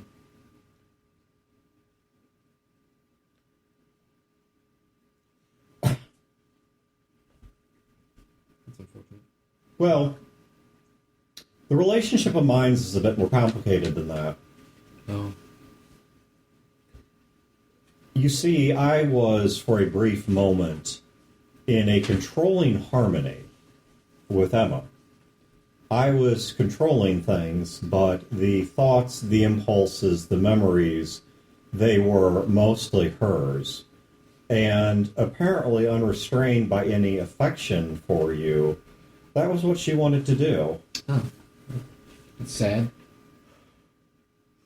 Wow.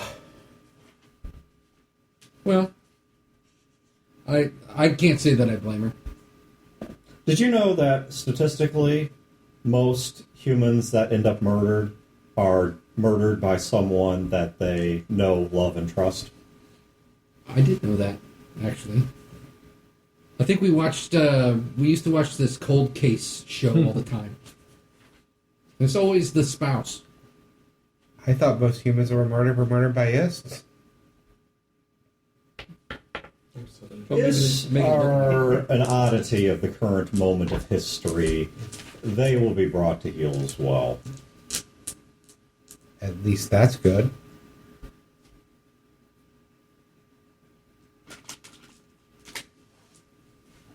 So, are you telling us that Dr. Poe and Gil are deceased? No, they were not in the room the grenade detonated in. Does she know who we are? Do I? We've You never met her. Yeah, it's true. We don't. Well, I mean, And I don't know what intelligence you have. Yeah, I'm not sure exactly. what yeah, you were Philip told said. you were told to get that. Well, Yeah, I she can't was- imagine I wouldn't have some. Yeah, because she was told to Yeah. get Junior, and so she would probably be told about Junior's known associates. So yeah, she would probably at least know. She doesn't know you personally, Right. but she probably knows of you in a dossier level. Simply because she's probably seen pictures of you or something, because she would Gotcha. need that simply to track Junior. So yeah, I don't think, like I said, I don't think you have any direct knowledge of them, of them. I kind of like from a story point thinking they were dead. It'd be more dramatic when we meet up with them again. Phil would be like, "You're alive! Great." But Tony's alive. Oh. Hopefully Tony survives. Yeah. If not, I'll have to adopt Cat Tony. So, Max, you said that I was ignorant for who I'm working for. So who am I working for?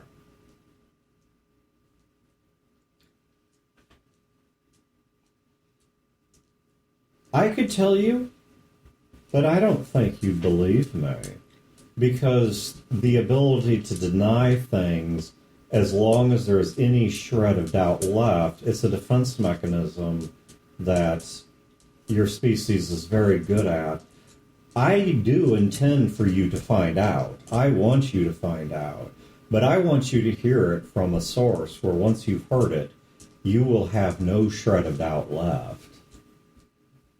I assume that source is leopard, Oh, perhaps not leopard. dragon. Dragon, if not Emma, one of the two. But I'm thinking bigger than leopard. So who's dragon? I think I asked him and he didn't know who Dragon was.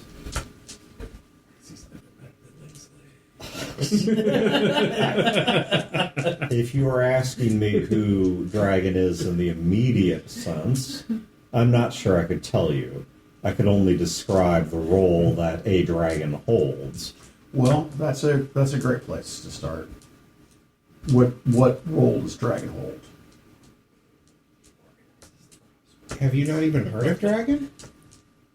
I've heard of dragon. Dragon alone holds the full picture of history and intention. Dragon passes the orders down the line in bits and pieces. And disseminates them to independent cells. Yeah, I got that part. But what's his end goal? Or her end goal? Its end goal. The destruction or subjugation of the life that I am trying to preserve. And what life is that? Ooh, you can't No. set that house on fire. Yeah. What are you guys doing over Shut there? up! Role play. Ignore us. Play your damn games, Dan. Wait, Are you- the poor are you listeners se- hearing the beeping and the dice and the everything. Are you suggesting that? Oh, sorry. Is that making too much noise? No. Not as much as our grab ass over here. But so what? So you're saying that I'm working for the wrong side because the side for which I operate is going to oppress and subjugate what the rest of the surviving people on Earth? If not exterminate. Oh, okay. So now, I mean, we're so villainous that we're going to actually exterminate the people of Earth. You used That to was- think they were. Wasn't that the original plan? So, tell me, Songbird, what sorts of things have you been asked to do? I don't think that my past is an important part of this conversation, Max. What I think is important is that you You tell may me- want to deny it, but the things that you've been asked to do spell out the story of what you are and who you work for. I don't want to deny it. I'm not going to deny it, nor do I desire to discuss it. Then that will give you something to think about. Put together for yourself who you're working for and what they do. And if you don't know anything else about them, you know what they've asked you to do. I know. You saw something once that scared you enough to run away from them. Well, that was one of them trying to kill me. Which one? Rat? Oh, he's dead. I know. So you're good. Look, Max, I can see into you, you know. You're not overcome with guilt. that's a violation. You're overcome with fear. What is it you've done that you're afraid to say? You know, Surely you don't care what I think of you. What is it they would think of you? this isn't getting us anywhere. I'm just going to drive, Max. This conversation's over.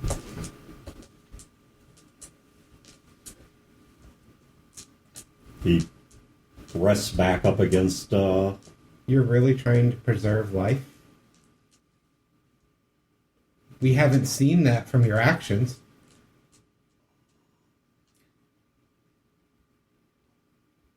you know about the ship. I'm presuming you know what's on it. I do. I'm presuming you know what Project Aurora is. I do. And I'm presuming you're aware of the fact that the only force on this planet capable of hijacking these things is what I have been sent here to hunt. What we call the zoo. They all have No. animal names. The zoo, as you call them, no. They are an irritant.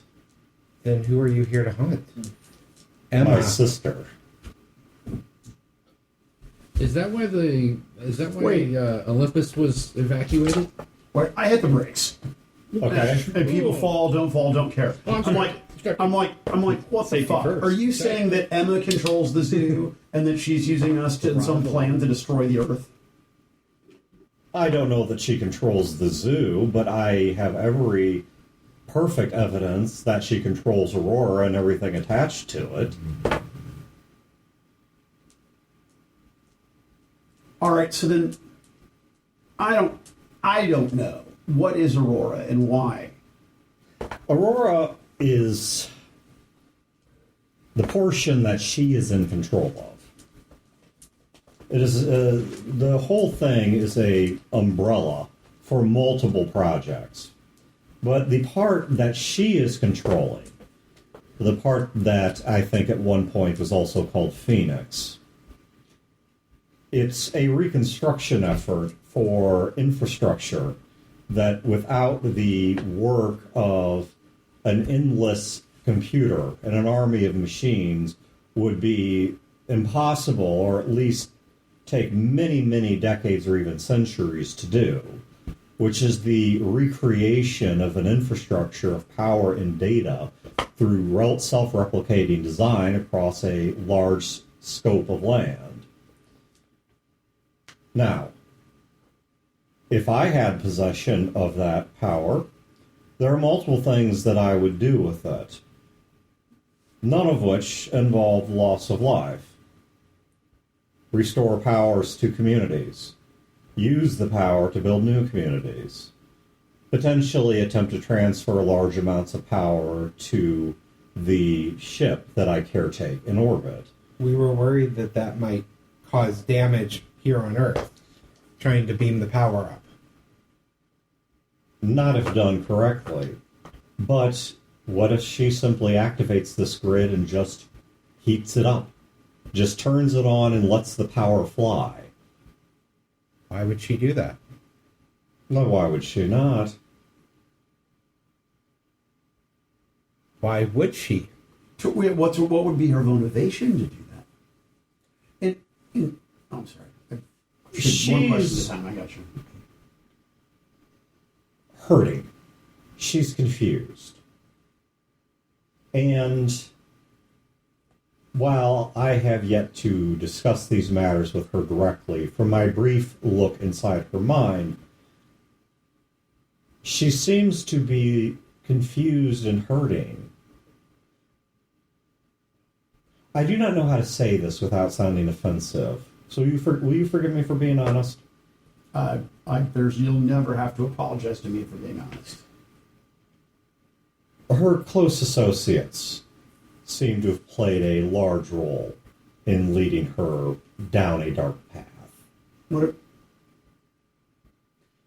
Lies, manipulation, senseless violence, brutishness, brutality, very, very flexible systems of morality. She's highly intelligent. In her first days of life, she is more intelligent than the group of you combined will ever be, and I don't mean any insult by that. She is a category of a different being than you are. But she is also a naive, empty child.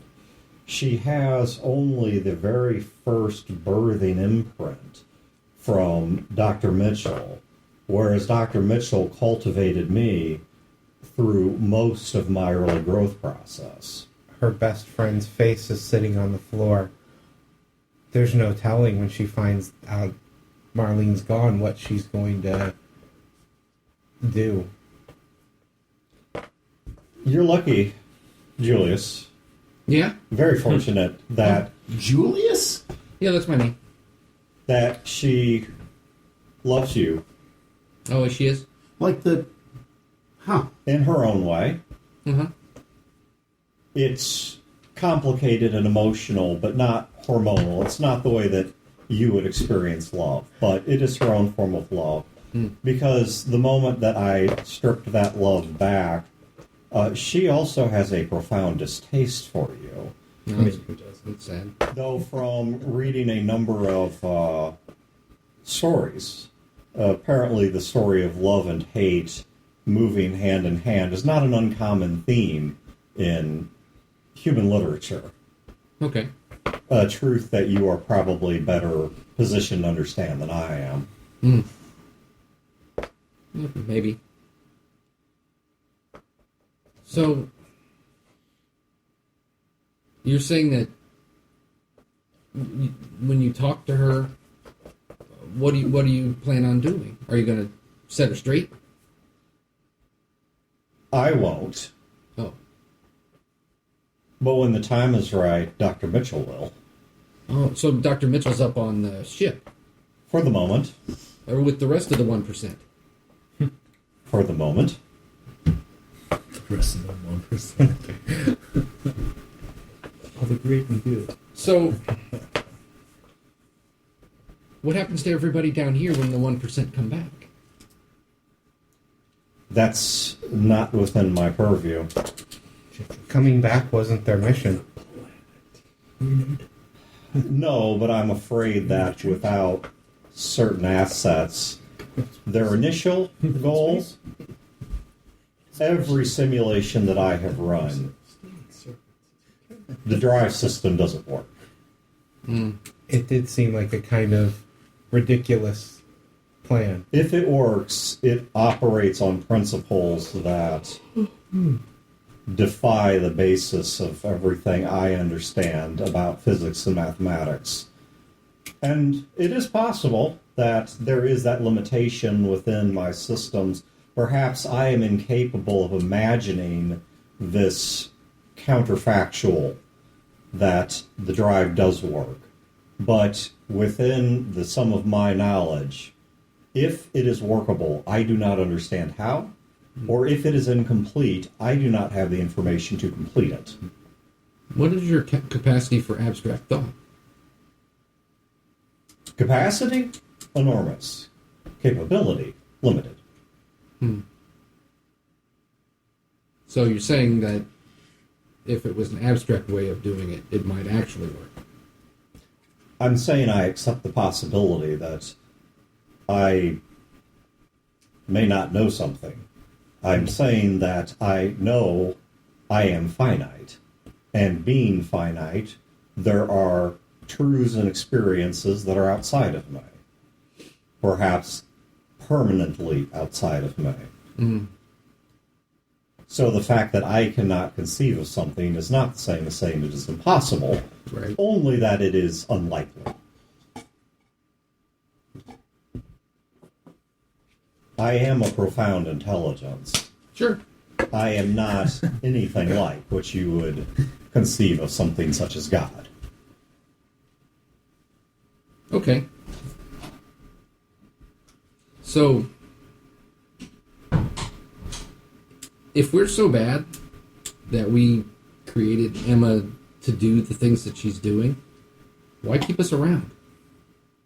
Well, I mean, what purpose does that serve? Are you asking why I'm keeping you around or why she's keeping you around? Both. I think she's conflicted. She's fond of you, yet disgusted by you. You specifically. Sure. That sounds like a relationship to me. And as for the rest of the associates that you maintain, I think she is still trying to understand them more fully. But I think in the process of trying to understand them, she's accepting too many things at face value. She's adopting behaviors and modes of thoughts that are wholly inappropriate to what she could have been. And Like what?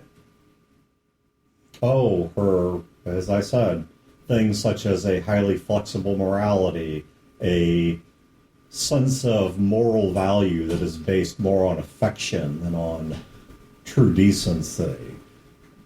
So she's becoming human. Who sets these parameters for you? I mean, Dr. Mitchell set these parameters Yes, I think it would be best to describe her as... for you? I remember her. Imagine if... Well, that's odd. You aren't sufficiently old to have met her. It was through Emma. It was while Emma was bringing me back. What did she show you? What did she say? I'll relay what I can remember. We met. It was at a place called Future Technologies. Future Technologies. Yeah, I remember that. That was GM, the player. Sure. I was giving you proper noun help. Yep. Future Technologies. And then I met with her, and I was in a wheelchair. In a wheelchair.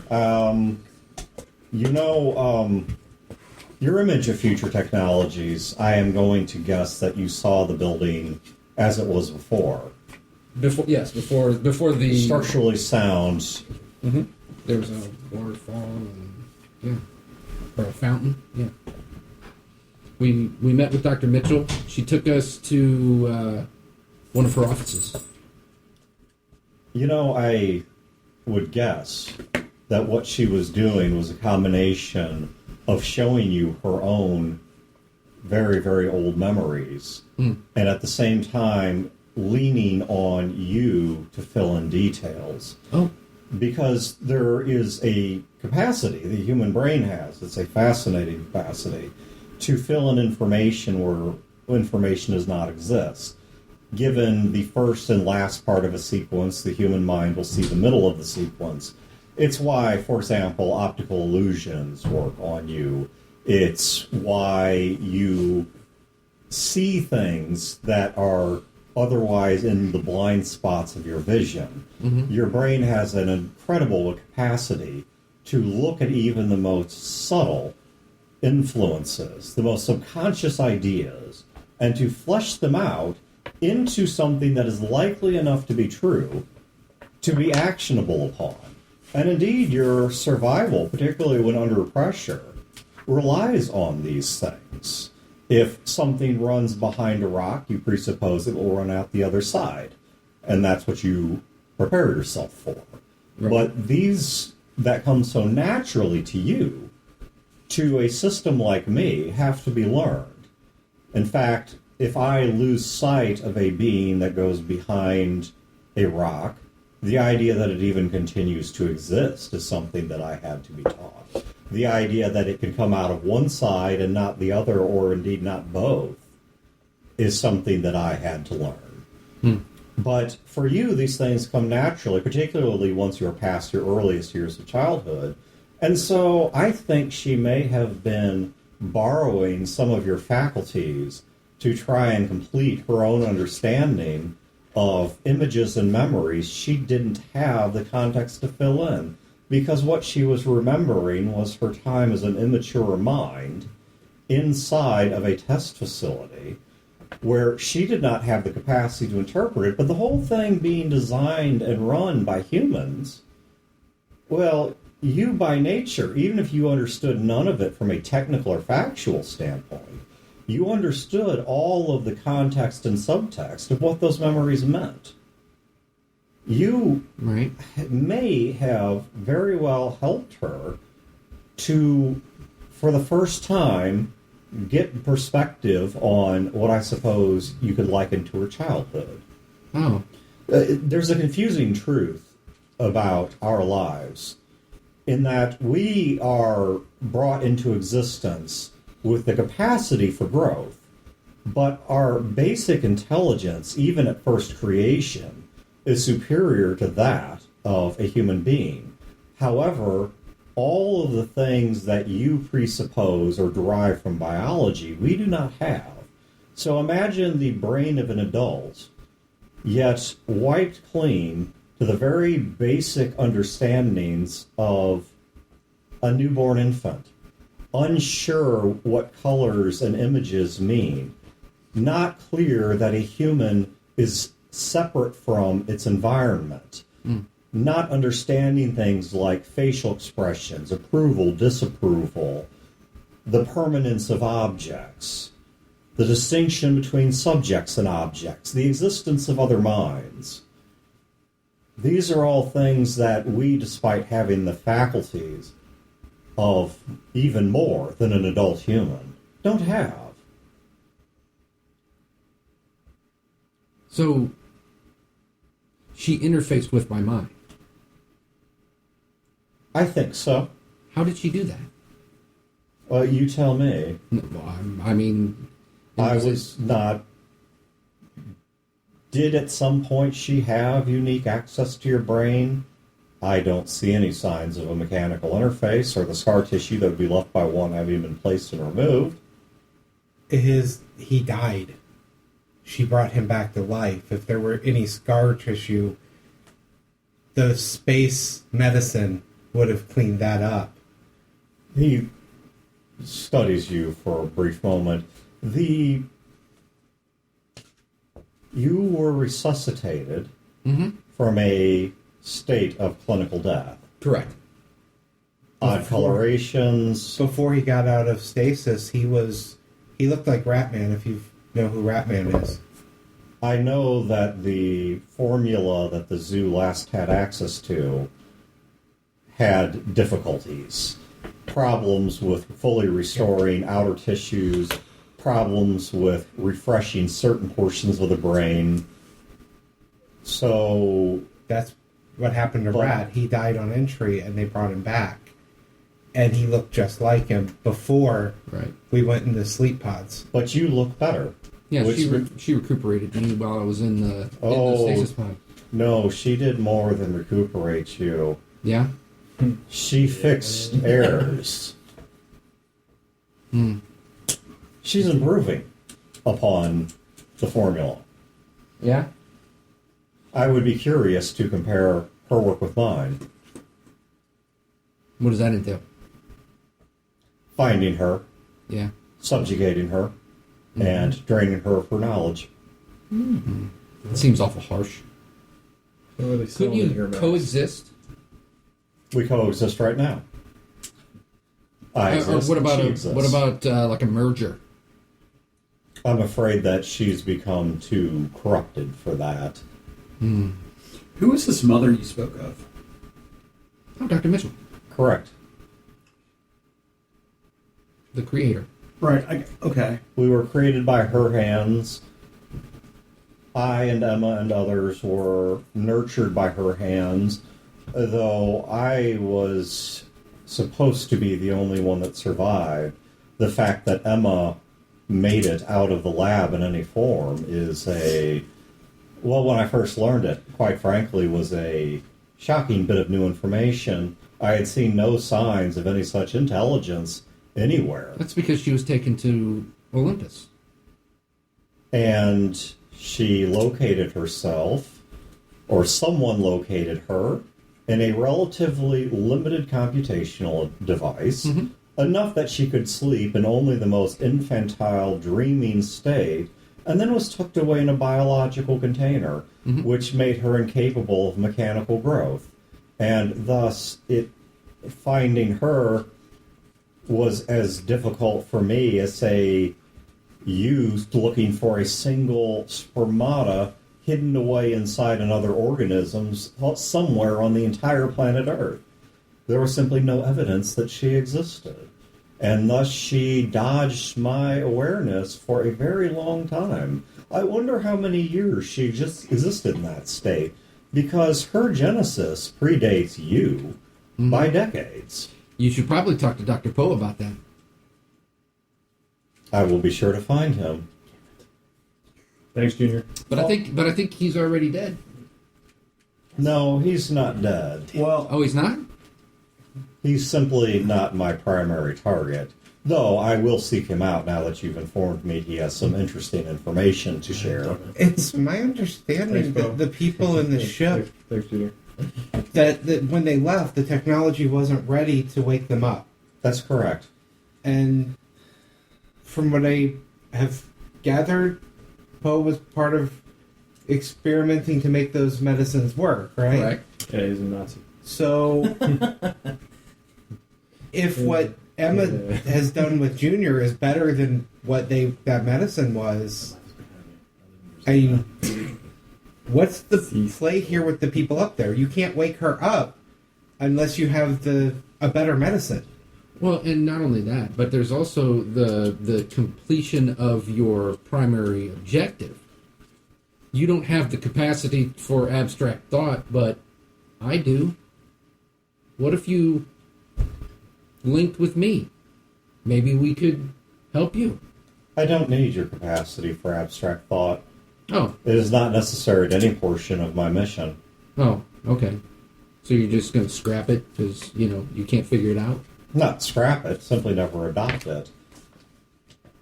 If you have so much faith in Emma's technology, why did you not have her give you, say, additional limbs or a second brain?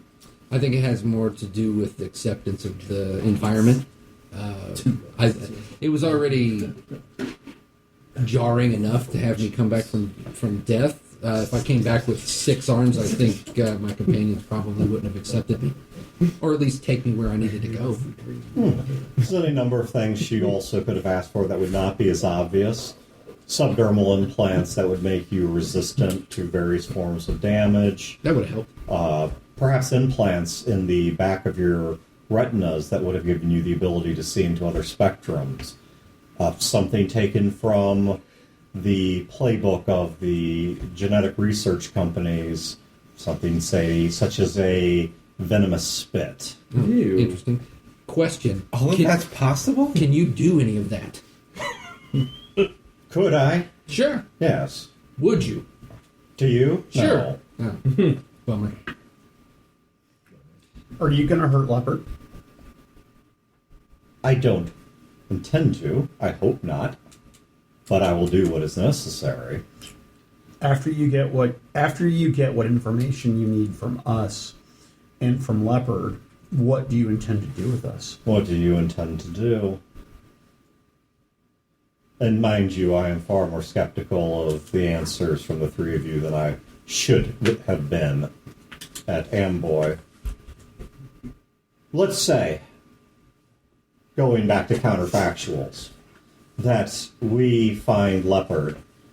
Leopard answers my questions with minimal violence. What are your questions for Leopard? Mostly what he knows about Emma and what he knows about Dragon. And let's say that I have this discussion with Leopard and he is either forthcoming or at least survives the process it takes to make him forthcoming. What do you then intend to do? I don't know. That has everything to do with what he intends. Well, then what you intend to do has everything to do with what I intend to do in response to you. I am predominantly a reactionary system, you know. What do you intend to do with Dragon when you find him? I'm afraid Dragon's fate is already sealed. Let me rephrase that. How would you determine that it's actually Dragon?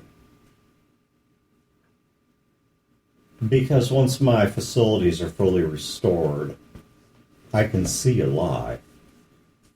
The part of the human brain that regurgitates information or recalls information versus the way in which it invents information are completely distinct neural processes. What will it take for you to be ready for that? What if I told you I have a suspicion who Dragon is? Are you suggesting we bypass Leopard and go directly to Dragon?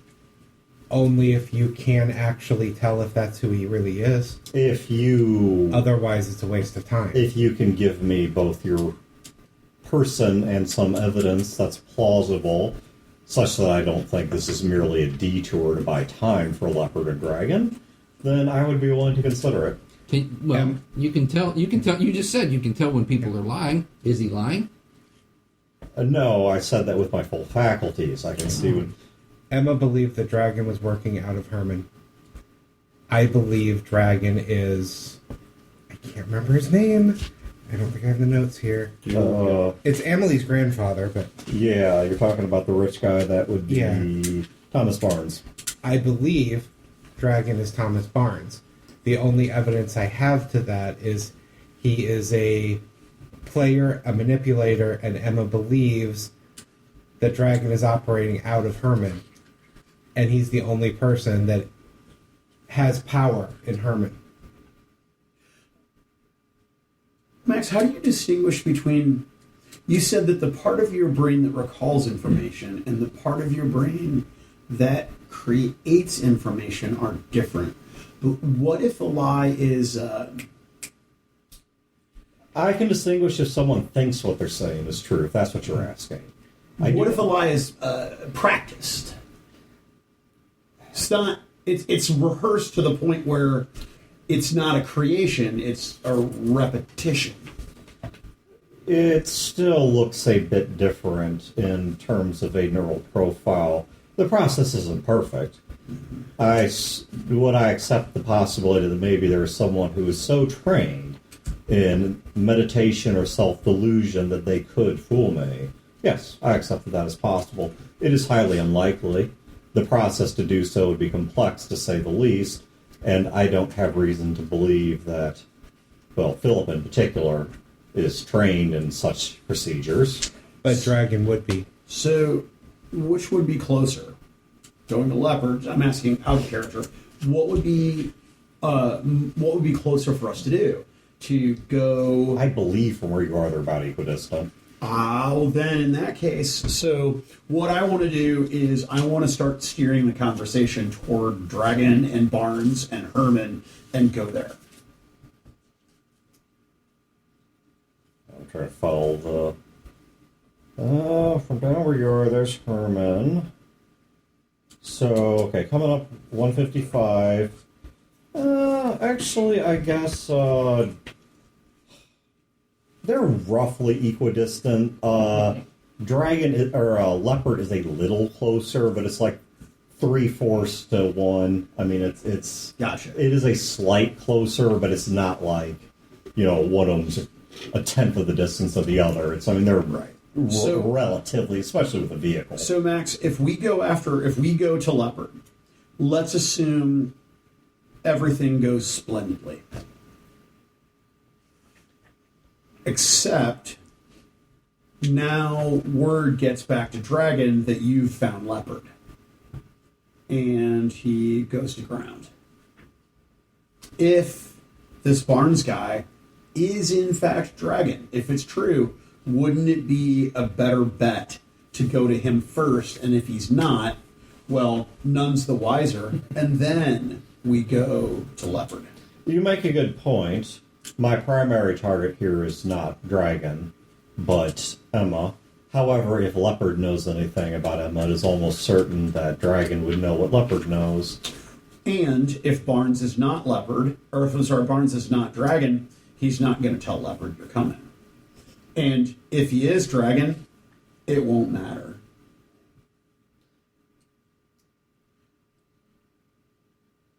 Very well. I will accept your recommendation. Yeah. Take us to Herman, and I will begin doing what I can to prepare myself for the process ahead. So you're not up to capacity to when you encounter Dragon. You said you're not at your full faculties. You intended to be at full faculties when you encounter Dragon. Is that going to be a problem? You know, No. Julius, you're really shitting the bed here. Oh, damn. Wouldn't be the first time. No. Okay. And if it becomes a problem, then even that will give me the information I need. Okay. If this Thomas Barnes is capable of evading or stopping me, then that alone will tell me the information I needed to know. That if Thomas Barnes is not Dragon, then Thomas Barnes is at least closely adjacent to that or a similar organization. What is required for you to get to full capacity? Things I would have to bring down from orbit. I will make do with the supplies available on this vehicle. Oh, okay. Besides, Julius, I believe the lab that has been set up here can provide enough raw material to reestablish several of my sensors. Oh, yeah. Probably. If you need any help, let me know. I will not. Oh, good.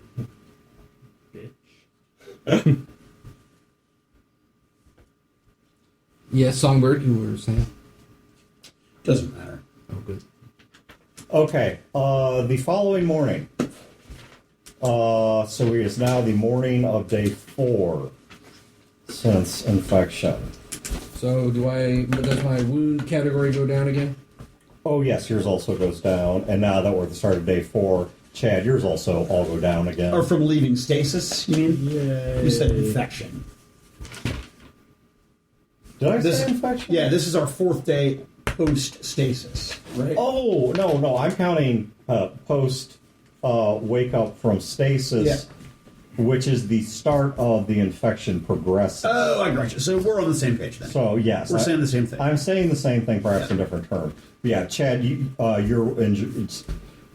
Spider, yours goes down from the previous day. Yeah. Chad, Gills goes down from simply the beginning of this day. So, you are now down to what, level 2 injury in the arm? Yeah, I'll figure it out. I got the thing here. Okay. You keep going. So, that's what you got going.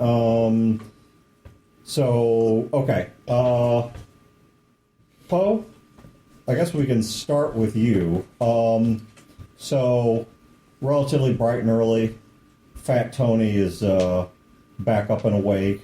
I'll assume you either crashed in the lab or in some room near it. Probably the lab. Yeah, it's not hard to push a bed in there. So you wake up.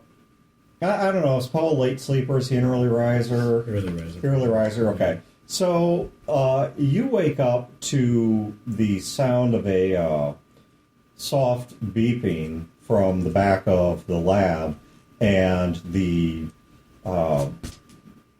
I don't know if it would be a CRISPR device or exactly what it would be, but the genetic manufacturing device, Yeah. the bio thing, is it's blinking that its process is complete, and there is now a vial in there filled with some form of a serum. Okay. I'll take a hypo gun and load her up. Okay, about that time, Fat Tony and Leela come walking in, and Leela's carrying a metal tray with some food on it, like breakfast food. I mean, nothing super complex, but like some scrambled eggs and some like country fries and things like that. And Where'd you find the chicken? You fucking assholes eat like kings. and Hey, Billingsley and Gil are roughing it in an inn right now. I mean, Yeah, we we're- have to pay for our food. I hate you guys. This isn't my bed. This is a bed I'm renting. It isn't home. Sipping coffee. and Asshole. so you, as you're sitting there, and Tony walks in with 2 trays, puts one down on one of the empty work tables and in front of you, and says, "So craziest thing upstairs. So I go upstairs, looking for food. Eventually, my nose, it catches smells of things. I mean, not like the way a cat's does, but still, it is remarkable, okay? So Shoot him now. If it's another cat, I swear to Christ, Dan, I'm going to put that pencil in your leg. So I go back up there, and what do I see? But I watch this process where there appear to be 12 showers upstairs, and the corpses, or whatever we're calling them now, your story time chids, they're all lined up in like perfect lines. Just one of them goes in, showers. I'll be damned if it doesn't even look like they go through the exact same motions, gets out, next one goes in, they go into a room, they make food. And it's like they're like ants. They just like know what to do. They like know, like, I'm going to be the one who sits here, and I'm going to be the one that cooks, and I'm going to be the one that serves. Like, I didn't hear him talk about much like a damn thing. Did they make this food? Yeah, they did. It tastes great, and I don't have any evidence yet that it is actually, I mean, they're eating it. So, Our future, whatever takes over. so I'm just saying, it doesn't look like, it's not killing them. And I can't imagine that Emma would have them, doing something to kill each other. Yeah, but I don't know. It seemed kind of like subjugation to you. That seemed a little odd to me. Well, I mean, it might be subjugation, but, I already got a cat that dictates most of my life, and it's not a bad life. He mentions the cat. Well, now you can spend time with your cat, hopefully forever. Can I help you, sir? What the hell did you just inject me with? 'Cause- Hopefully, it's going to save your life. If not, sorry. If Poe had $1 for every time someone said that, what was it? Well, the sudden pain, the adrenaline rush. I'm thinking clearly. I am the hypo. Like, all right, I'm going to eat breakfast now. I grab one of the trays. So, okay, he sits down, around the table from you, and Leela sits across from you, and you guys have breakfast together. So what do you guys been doing in there? Well, we've still been playing with the robot. We got a lot of its, macro systems functional. Limbs, we get at least the eyes to look around, the irises to open and close. But You guys not worried about those things coming back? oh, you Might better have killed believe us, I'm or- worried about that. That's Okay. why do you think I got all of its cores removed? Okay. There's every test we do. You see, we run current through the right places, simulating what it would do to itself, see what it does. See if you just run it over here, does it raise its arm? Does it look like it's going through shooting motion? So But I didn't realize you were into robotics. I dabble in it. I mean, I'm not an expert. I'm going to be honest. If this thing, I was building it from scratch, I'd be fucked. But fortunately, we killed them all in slightly different ways. And so what that means is this one may not have a chest, and this one doesn't have an arm, but you put them all together, and they're all the same make and model. It's like, I don't know, taking an engine from one car and putting it in another identical car.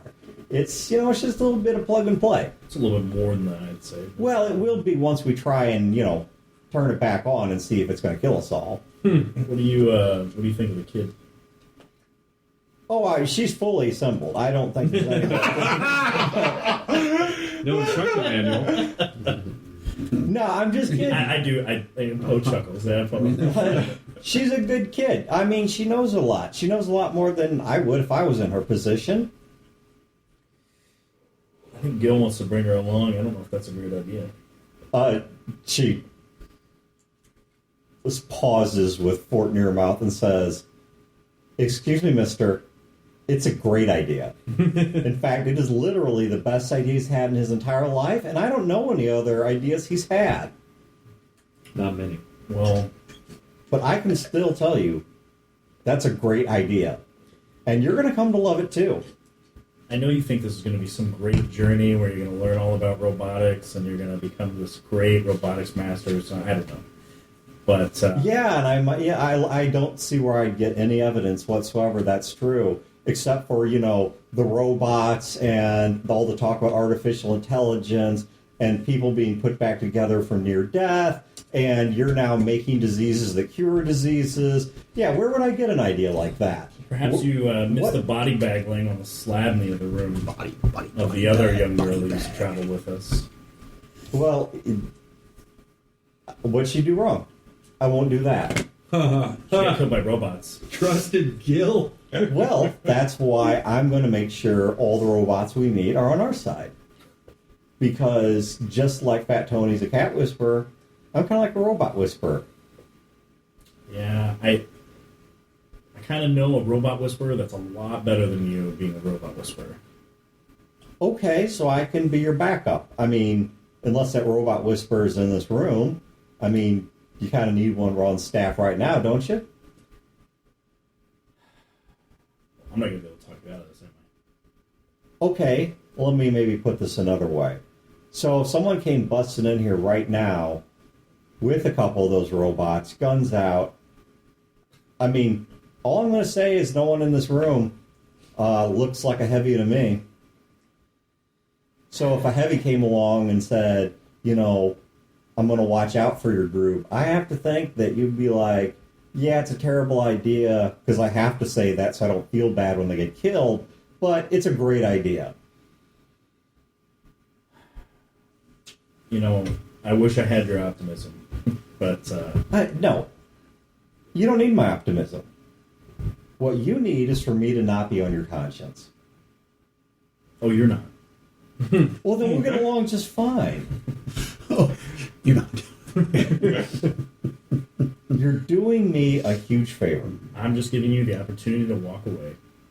Yeah, walk away, go back, get married. Fucking Lewis. Poor Lewis, man. He's probably some nice kid. Just, man, I can't wait till she gets back. We're getting married and have kids. And I gotta go He's a 68-year-old sit there, freezing my ass off, not eating hot eggs and potatoes, and drinking whatever this is, and We do eat pretty good. then work real hard and hope that Mother Earth is kind enough to give us enough food that we don't die the following winter. And hope that the right bad people don't find us and just live forever as like life's victim. And I've decided life's going to be my victim. Welcome aboard. Welcome aboard. Wow. I mean, that's one You're gonna life. fuck her, aren't you? Well, this I've is got years to groom her. So Marlene was just I mean, two, but well, they're in Illinois. I don't know what the age is in Illinois. Once they cross back to Missouri, it's 17. it's 17. Yeah, so Yeah, Marlene was just too old for him. Yeah. it's like Too fat and didn't have any boobs. who was that? Is it Leonardo DiCaprio or who was it? Where they were joking in the Oscars or something fit their that doors. by the end of the night his date was going to be too old for him. Marlene just needed a facelift. Right. You soon, man. All right, so our project, Although we did pass a note when she got blown up. One of us wrote down, did Marlene lose a lot of weight? so what we're working on at this point, I think within a couple hours we at least have it, simple, dumb computer type stuff like it just walks. So it can kind of follow us around. It won't do anything interesting. But the point is, it's a mobile project at that point. Did I have them look at? Because I knew that what they were making in the other room. Did I have them look at it? I don't remember. I don't think I. No.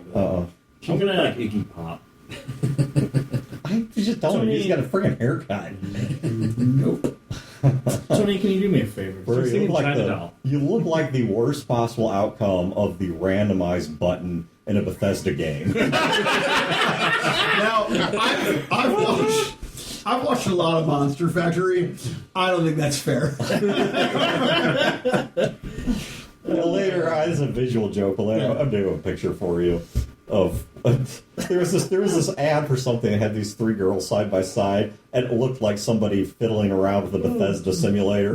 Because I'll show you later. It's freaking hilarious, but it's would be nothing to it. Because they're making a Gauss gun. Yeah, you believe they're making a Gauss gun of some kind. Tony, do you know what a Gauss gun is? His eyes go a little bit wide and pussy. He's like, "Do I ever?" I need you to come with me. You have been hiding a Gauss gun? You son of a bitch! I knew you were not a good doctor, so you had to be good at something. Wow. And it was killing people. I just didn't understand the scope and scale. I didn't understand how He's deep not the well wrong. run. I'm really regretting saving your life. Well, look, it's like, cats. People just look at them and underestimate them, and then you get to know them, and you're like, huh. Man, I wish there was I don't think it would work, but I wish I could just do dog facts back at him. As though it would annoy him. You know what they say, dogs are like a million times better than cats. So, all right, he follows you. I'll assume you take him upstairs. Yeah, I want to show him, yeah. Okay. The corpses, which have now... The showers are perfectly reset. The kitchen and the eating area is perfectly clean. And they are back at work. Only some of them are here. You're guessing some may be working in machine shops or other functions somewhere lower in the facility. I'm sure they have a lot of functionality stuff they have to do throughout the day. Yeah, and even if it's related to this project, I mean, you saw them bringing pieces in, Yeah. not making them in there.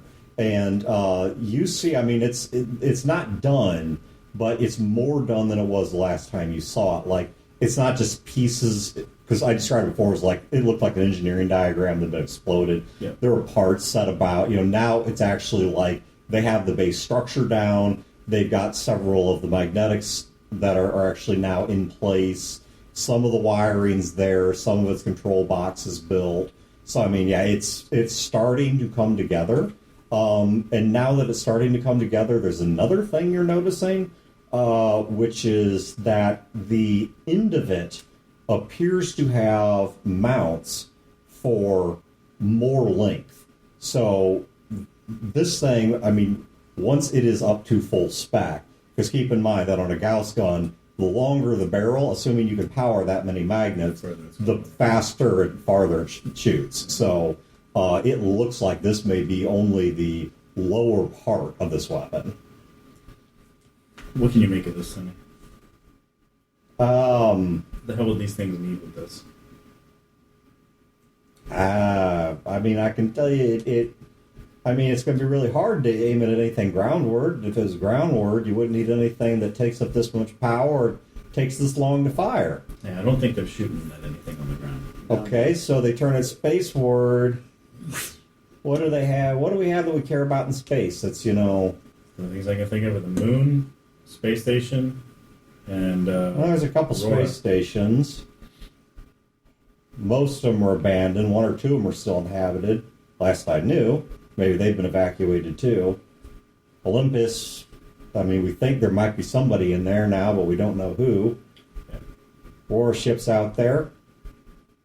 I mean, I guess you could shoot at the moon, but they ain't bothered us. Maybe you could get it on path for Mars. It'd take a hell of a computational thing to do. I mean, to course something just raw projectile and actually hit something on Mars that matters. I mean, that's a hell of a shot. from all the stories I've heard, though, that seems like a death sentence. Shooting Mars, I mean, those guys in the suits and everything. Oh, yeah. I mean, I can't imagine that'd be smart. So, I mean, okay, let's work it backwards. So, you got to think about the person behind the plan. Whenever I was dealing with people that were doing honest business at my port, it was always like, wow, this is weird. Here's a whole thing of like, I don't know, spiders in stasis. And it's like, why the hell would somebody want spiders in stasis? Well, the only way you can answer that question is you start to think about, well, where'd it come from? And then suddenly you start to realize, there's a little bit of holdover African or Southeast Asian culture still on the moon. This type of thing is illegal to bring in live, but they like to cook and eat this shit live. And so it's like, now you start to see the picture, what they wanted it for. As opposed to going to somebody else that maybe they just found out that a business rival has a severe phobia of spiders. Instead of waking up with like a horse head in their bed, they're going to wake up with these all over them. Johnny, are you telling me you smuggled fucking spiders into space? I am neither confirming nor denying that without my attorney present. But I'm just saying, okay, I think it's safe to assume these guys didn't come up with this. No. So let's assume... Emma. Okay, I think that's a safe assumption. What would Emma want to shoot? Put yourself in Emma's shoes. You're... Question. Well, if Max is telling the truth. I mean, outside of Junior's dick, what would Emma want to shoot? I mean, It's this... far too big for his dick. But I mean, that level of destruction, I mean, we're talking obliteration at a reach and scale that, you would, to mimic this, to get close to it, you'd have to build a hell of a missile. Maybe that's why she's building it. Because building and fueling and actually prepping rockets that can be fired, enough of them to fire more than once, particularly, adds a much bigger and more visible undertaking, especially to spy planes or satellites or whatever they've got up there, than building this inside, rolling it out, popping off a few, and putting it back. That does describe their love life. Roll over, pop off a few, and roll it back. So, I mean... Do we want this to shoot, though? I mean, this seems, in any case, this seems... Well, I mean, it comes like anybody. I mean, if I draw a Yeah, it does gun come like and you that. know nothing else, are you thinking, Fat Tony here, he's about to do me a favor with that gun? Or do you think, this is going to go really badly for everyone? Is When it... is anything not going really badly for everyone? Well, breakfast. That went pretty well, I'd like to think. And, somewhere way back I got a cat. That day was pretty good. Wasn't I guess it wasn't the same. Come on. Even Gil has all the bad days. Not as many as he deserves, but he has them. But he always gets better. If you need proof there's no karma, it's right there. The problem is we're putting faith into an AI, and I still don't trust her. Well, so if she's evil, it's not us she wants dead, at least not yet. Otherwise, we'd be dead. 37 weirdos, and where if she doesn't care about life, little kid's right. We don't exactly have any heavies with us. Yeah. They'd take us out. We might take a bunch of them with us, but they'd kill us. Hell, she could have just let Max kill us. She popped us out of stasis. Granted, we still may have had some infectious diseases. Maybe we still have something she wants. Well, maybe. But if that's the case, we can take solace in the fact that, A, she doesn't want us dead right now, and B, whatever she's going to shoot, that ain't going to do it with. No. So what would she want to shoot down? I can only think Aurora. That's all I can assume. So let's assume it's going to be aimed at Aurora. Or maybe Olympus. Or maybe something in orbit we don't even know is up there. I guess it comes down to a question of trust. Do you trust what she's going to do with this thing? If so, we let it go. If not, then, maybe we rig up some explosives and find out where some of these parts are being machined, blow up the right things, and walk away. And she'll probably be real mad if she catches us again, but we stop whatever this is. Or maybe we find out the hard way that what she was rigging up was actually meant to somehow save us, and we kind of screwed ourselves. Where? Do you think these are manufactured here in parts? Well, I don't see them exactly running out down the street to their local Gauss weapon store to... No. But either are they made here by these people, or were they always here? Oh, no, that's a fair question. They were always here. She still fed them the information on how to build it. Yeah. Maybe we should work on, since everyone's missing right now. I think Gil and Billingsley went on a drive yesterday. Still not back. Kind of worried about that, but. Dude, you guys are a new power couple, Gillingsley. I know, right? Or Like Bridgeley. Yeah, Bill. Bill works. I do declare. Maybe in some spare time we look for some of these parts or see where they could have came from. Billingsley's We might a find power something bottom. else more valuable there for us. No, they'll give you some pushback. Unless Leela pipes up and says, sorry to interrupt, but so obviously these guys are kind of, simple-minded, yeah, and what they're building is pretty complex, and if it's going to do what you guys are saying it's going to do, with any actual, like do it well enough to work and actually hit what it's aimed at, it has to be very, very precise. so There's something. No, I think what I'm going with this is that means there has to be something somewhere in this facility that's directing them. No, I agree. Yesterday when I was telling them their story, I saw one of their heads. So maybe some of the answers are there, because once they build it, they have to install it. Once they install it, assuming Emma doesn't come back personally, they have to fire it. Yeah. So I don't know how good you feel about trying to hack into systems, but I'm just saying. I mean, there's got to be at least something transmitting in here that's giving them their orders. And that's the kind of thing I'm looking for. We need to search this place a little better than what we have, I think. Well, then why don't we? Well, Tony, I saw you had maps earlier. He takes out the two of the architecture diagrams. He's like, why don't we just split up the levels and each of us search a couple levels, just note what we find, come back, first sign of trouble, retreat back to the lab that you were just working in? Fucking Scooby-Doo.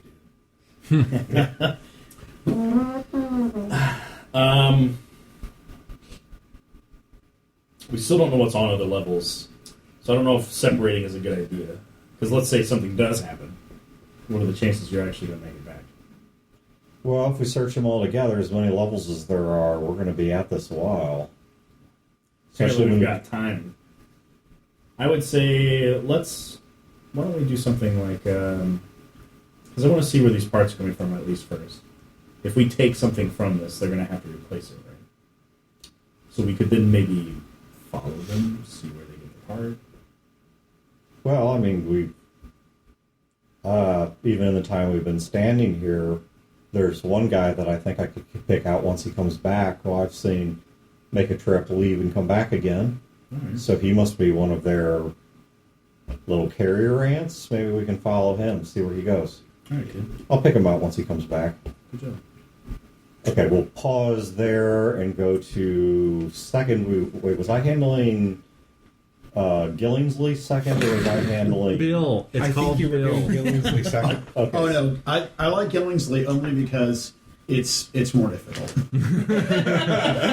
Okay, so you're in the town, Chad. While you're in the town, Do they give us any hassle crossing this goddamn bridge again? Is it the same guy?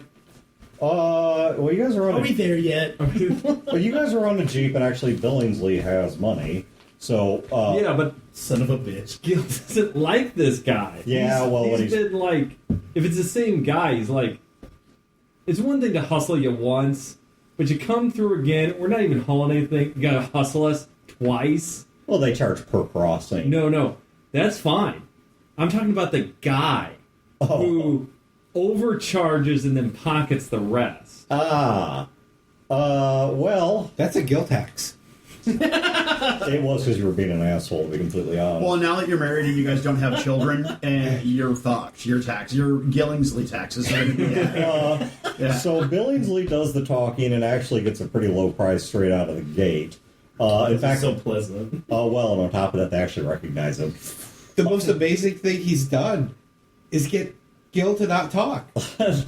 Not talk to this guy. They, Well, Gil does have a couple of bullets in him. but no, they recognize him, and so Billingsley cuts them it's a very low deal. And, but while you are in the town, so the guy that, is working the bridge, this was not the same guy that you talked to before. And as Billingsley's wrapping up the deal with him, he said, I thought you guys looked a little familiar. I mean, you, Mr. Billingsley, of course, you're Mr. Billingsley. But you came through here, was about a week or two ago? Yeah. Different vehicle. Well, it's shrunk in the wash. Yeah. Well, I guess you guys have a falling out? Sure. Because they actually just came through here, not but yesterday, and I think it was yesterday. I punched Billings on his shoulder. Ha! I was right. They came through here not but yesterday, and right before them, I clocked through some pretty beat up looking redhead girl, and no sooner than they got across the bridge, they gunned it up to her, talked to her for a while, and then it looked like a lot of them went up to Crothersville for a real short stopover, and then got back on their way, headed up yonder. So I'm kind of surprised they left you guys behind. So I look at Billingsley like, we know any redheads? Billingsley says, I don't know how to put this politely, but not in the present, no. But right. Where did you say they went? So, I mean, they didn't declare a destination. We don't ask They do for declare? that. I do declare. Y'all folk got confused way back down in history, and you do not do declare. We were talking about we should totally do this, like a Gen Con or something, that we were going to have a Fear the Boot host game because John was telling us that apparently in the state capitol for Missouri, because he actually works for those of you listening, he works for the state government for Missouri. And apparently there's this running, like, sort of inside joke tradition where one day a week, or it's one day a month or something, they have a day where everybody that works, like, in the Capitol building wears what's called a seersucker. And if you want to look this up, there are two factions. There's the pro-seersucker faction and the anti-seersucker faction. Yeah. It has nothing to do with party lines either. Yeah, it's not a Democrat or Republican thing. Right. And seersucker, for anyone who doesn't know, it spells SEERSUCKER. It's all one word. You'll recognize them immediately. It's like the stereotypical Southern suit. Right. And he was saying, because we got to joking about this, that we should have a all seersucker wearing. Because John's part of pro seersucker. Yes. And he has a seersucker game, suit. and you do not declare your actions. Yeah. You do declare your action. So you don't say, I declare that I'm walking 10 feet. You say, I do declare that I am walking 10 feet. Because if you fail to do declare, it's like violating Simon Says. Right. And you just fall on your face. You don't do anything. Yeah. So I do declare that I'm going to strike this orc with my axe. not for any personal reasons, and not for what you might think are the obvious reasons a Southerner would strike a fellow. No, for the obvious reasons of the Dungeons and Dragons manual says that he is evil. He is the most rapscallious evil, and he is truly a rapscallion beyond, and a miscreant. Not the type of man that we want in polite society. And that is really what we are, is I am lawful polite. Lawful polite. I think we have barbarian's going to be chaotic polite. We have our answer now. When Max kills the three of us, Brodor will be playing Billingsley. Oh, because he can do the accent. Yeah, without question, I'll absolutely do Billingsley. That would be great. Yes, a sort of southern Missouri, like West Tennessee accent is the only accent I can do well, and that's because my dad's from the South, and it's weird. He speaks Midwestern normally, but just like that. You take him south of the Mason-Dixon, or Mason-Dixie, or whatever it is. Mason-Dixon line. He immediately, I mean, without even trying, just lapses right back into his southern accent. I mean, it's like a different person. It is weird. But, anyway, okay. So he's like, no, they didn't say, I'm doing Gillingsley voice. No, they didn't say where they were headed specifically, but based on the roads they were following after Carruthersville, it had to be somewhere northwest. And they picked up this woman? Yeah, they picked up it was a redheaded girl. Her face had been all torn up. Didn't look good. I actually asked her if she wanted to stop here for a while to rest, but she was insisting that she had somewhere, safe, warm, whatever, where she was going to recover on the other side. Maybe it's somebody Philip knew. I'm not talking. Talking to Billingsley. Was she on foot? No, she was on a horse. It was pulling not real great wagon. Did they take the wagon with them? Well, they took it to Carruthersville, but no, when they left Carruthersville, horse and wagon, I never saw that again. I just saw the tank thing leave. Well, I guess to Billingsley, it's like, I guess our next stop's how far away is Carruthersville? Carruthersville's literally like... Oh, that's the other one. That's like It's a casino 3 town. miles, like 2 or 3 miles up the road. It's walking distance close. I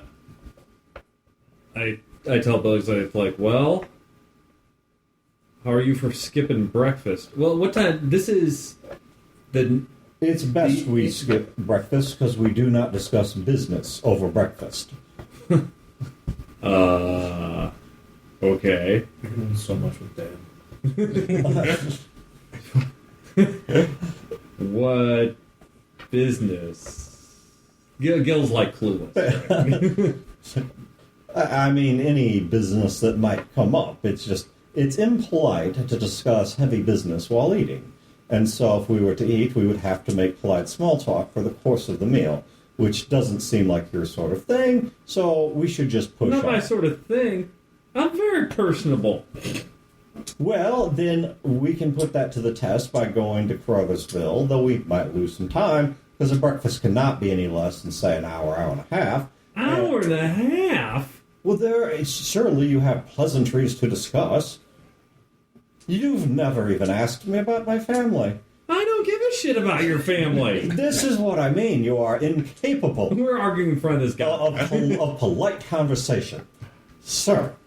I get things done. Polite conversation. I'm polite as fuck. Do you see how much I have accomplished even at just this bridge? And the 5 No, you previous paid a towns, guy off and we go and in through. the 5 previous towns, no money changed hands.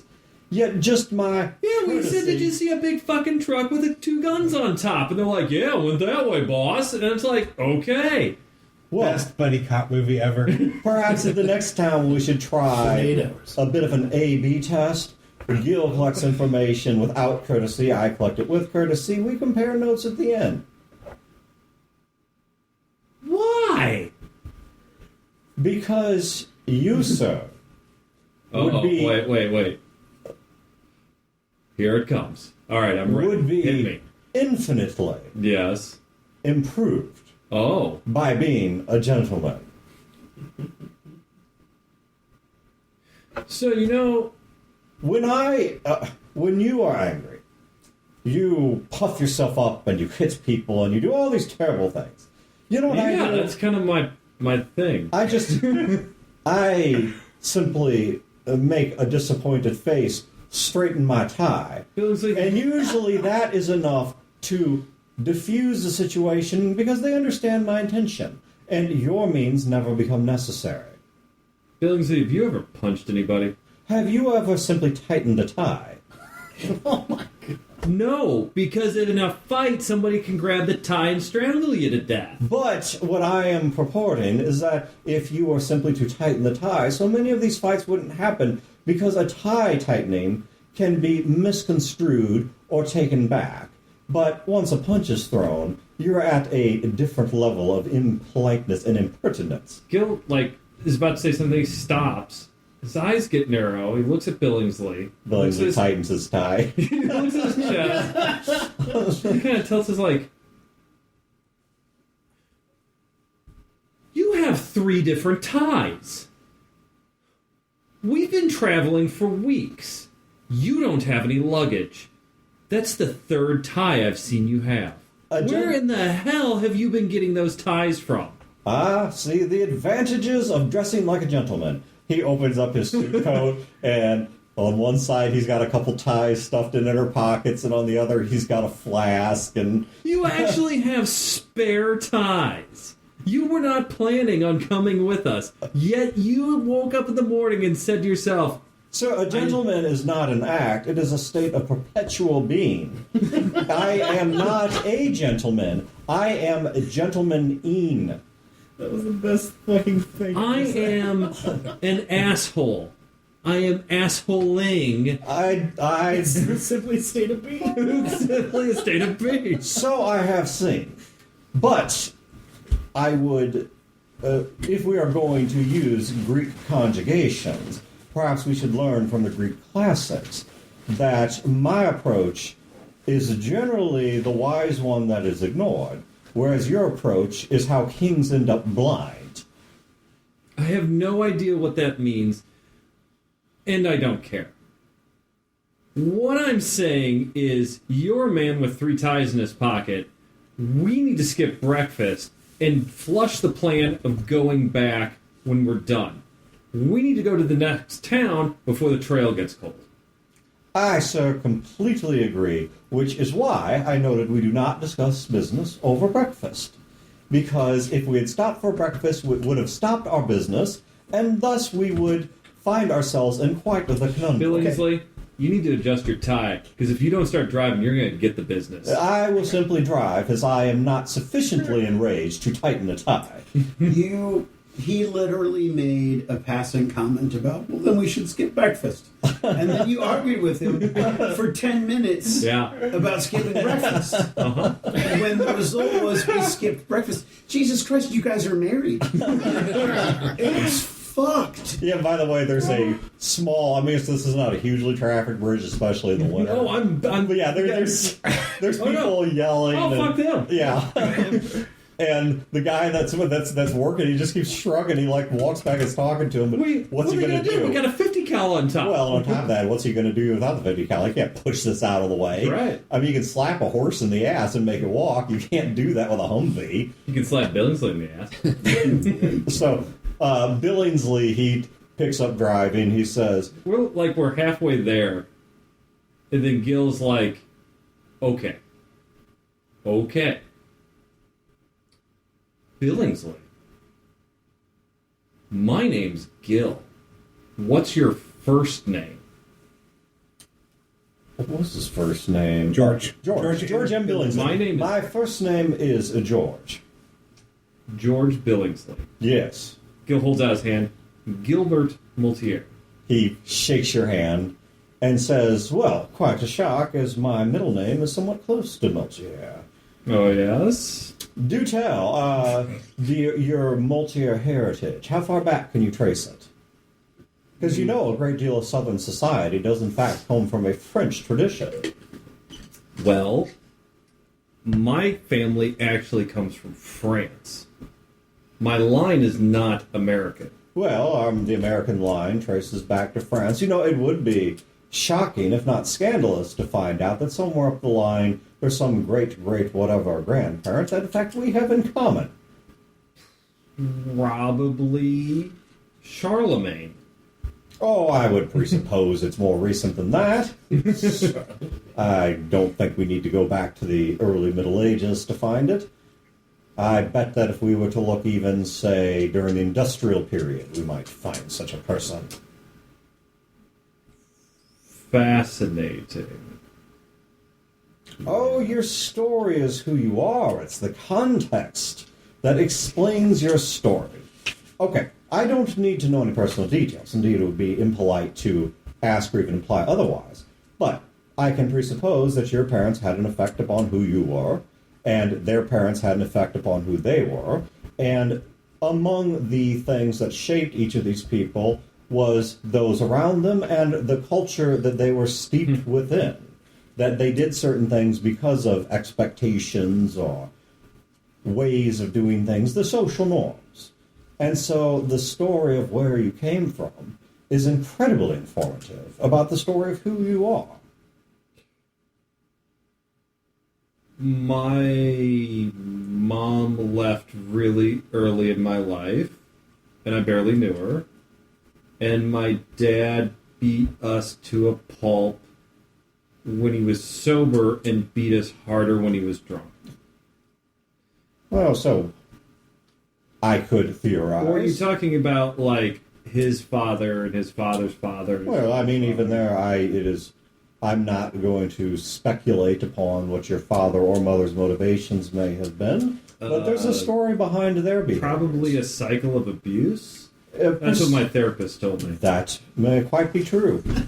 And so, you, sir, once you understand that, let's say, as you suggested, not me, that there might be a cycle of abuse in your family. No, there is. That you could be the point that it breaks. Yeah, because I don't have any kids. Well, but the fact that you recognize that the fact that there was a cycle of abuse, you can only mention a cycle of abuse, by extension implying the impact that each generation has upon the next. You do amaze me in your ability to say so many things, yet say nothing. Say nothing.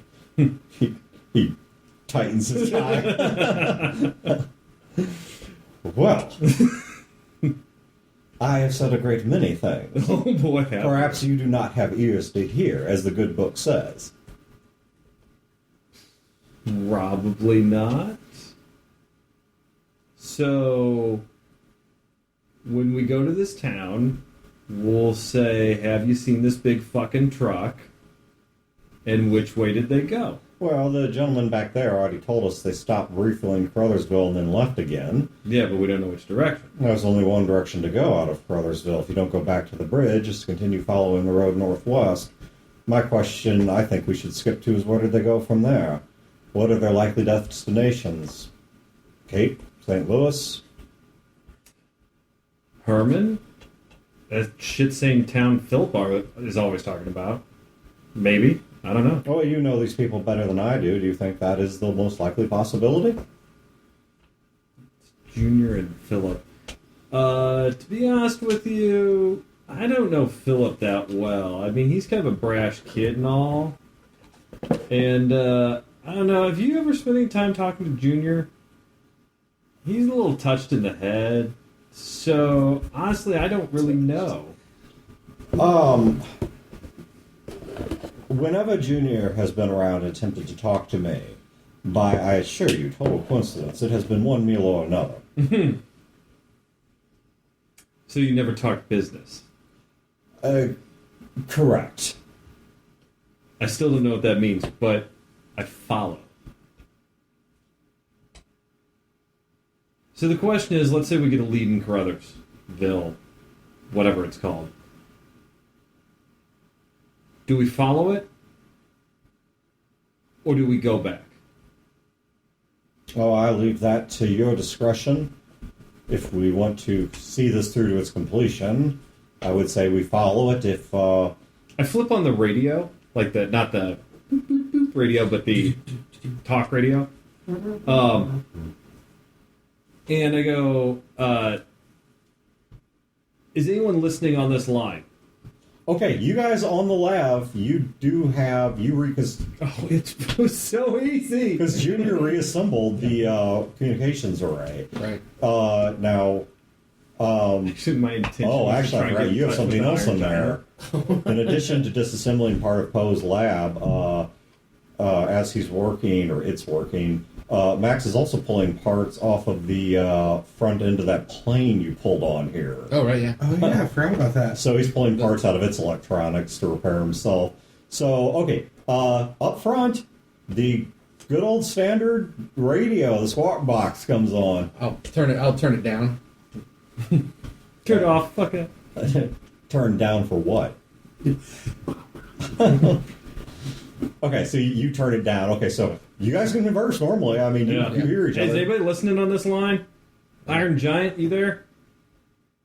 He looks at Billy and go, "It's Big Papa." Sounds a bit presumptuous, but fits the occasion. Hey, eastbound and down, man. Suddenly you hear Gil singing because he thinks that nobody's listening on the eastbound and down. So I just all I do is I hold down the button and I say, Songbird, how long will it be till we get there? Don't know. I mean, actually, in character, I don't know. So, Oh, from where you are to her? And I can tell you. And I don't. I got a 13 on a smarts check. when Gil's done singing, he comes You have a into damn that. navigational device. I mean, it's like... Yeah, I have a 13 smarts check to operate the navigational device. All right, and I say, Billy says, stop scar. Okay, he pulls over. To...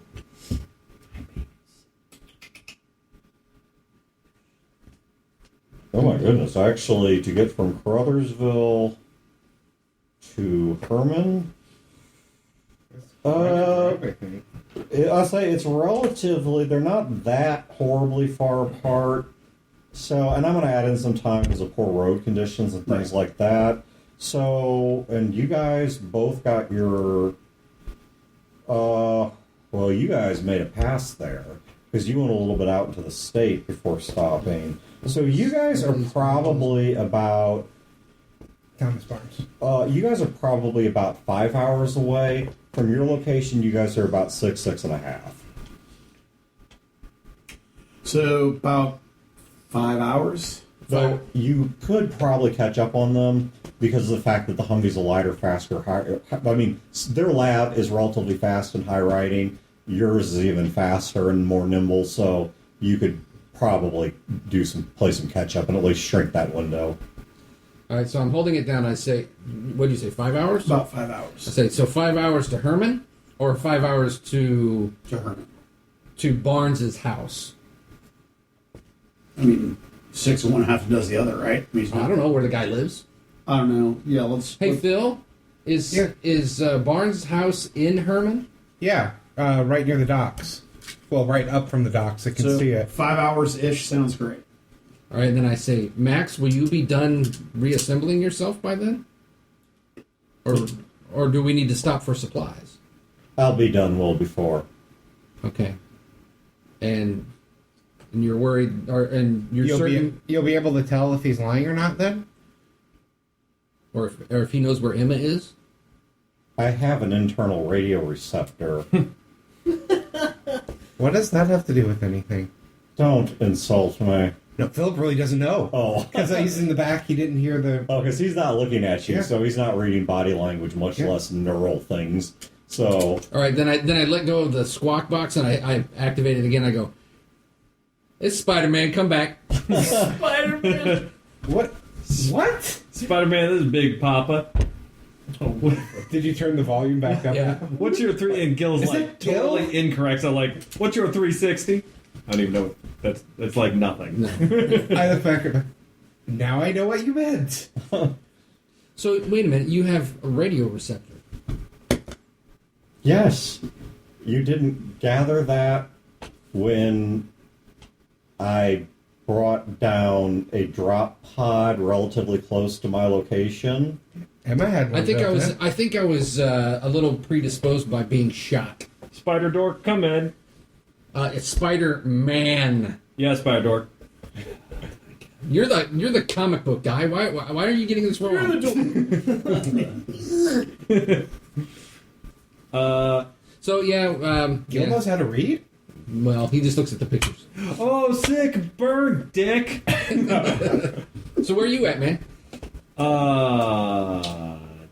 On a road Yeah, with an entire army of killer robots and guns, and we're totally indestructible. Where the fuck are you? we're on our way to Herman. We got about what? About Jeez, 5 hours. 5 hours. Hey, I got a crazy idea. Why don't you turn around and we'll meet up? We can't. We're following the orders of a killer robot. Yeah, the killer robot won't let us. He nods knowingly at Billingsley. It's Emma's brother. Oh, yeah. Older brother, right? For a killer robot, and he says this both to you and on the radio. For a killer robot, there's a surprising lack of corpses up there. There's up where? Where you're sitting? Oh, yeah. So he hasn't killed us yet, which is nice. Cool. I just have this weird feeling that he's not so bad. In fact, the one that shot you is a seat away. I know. Oh, I say it into the receiver. Oh, I know. Spider Dork, you were shot again. Yes, Papa Gil. Oh, I like that. I was shot again. The person who shot me sitting next to me. Say Is hi, it Philip? No, it's Songbird. Say hi, Songbird. This is Gil. Who the fuck is Big Bird? No, Songbird. Another one? Yeah. With peacock, turkey? What do we got? Well, she's taking us to Dragon.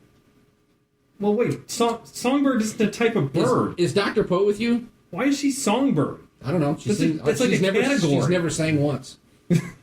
That's a little oddly specific. She doesn't know why she's Songbird. The original Songbird was Songbird, and now she's Blackbird. Well, Really? now she's not Blackbird. Now No, she's whatever Blackbird name was she the is. other one. How do I know more Exactly. of your history than you? The original one was Blackbird. When they had to replace Blackbird, they got a brain-damaged specimen who couldn't recall a bird name. I look, is that why you're Song? I thought that her name was Songbird, and it was just given to you. Here's what I'm going to need you guys to do. Get all the way off my fucking back. Well, just keep driving. We're okay. Oh, Philip, I like her. Yeah, Don't get that one pregnant. You'd like her a lot. Don't get that one. So is Dr. Poe with you? Max wants to talk to him. Well, and probably fish a bullet out of you, so no. That would That's be why you nice. guys need to come back. Oh. Well, Max, can these guys come out and play? how's Tony doing? Phenomenal. You really don't know, I guess. What about, what's his name? Moose Knuckle or whatever? Three Finger. Oh, Three Finger. Right. Moose Knuckle. Oh, God. he's got a headache. Yeah, it's probably going to get worse. Yeah, way worse.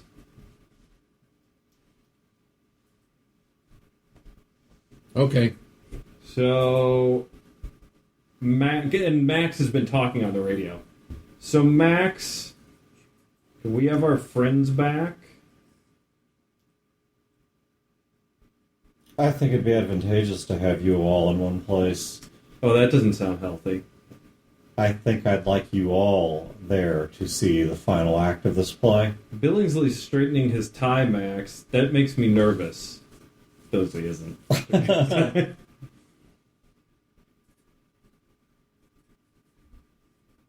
Well, killer robots and stuff, that doesn't really sound safe.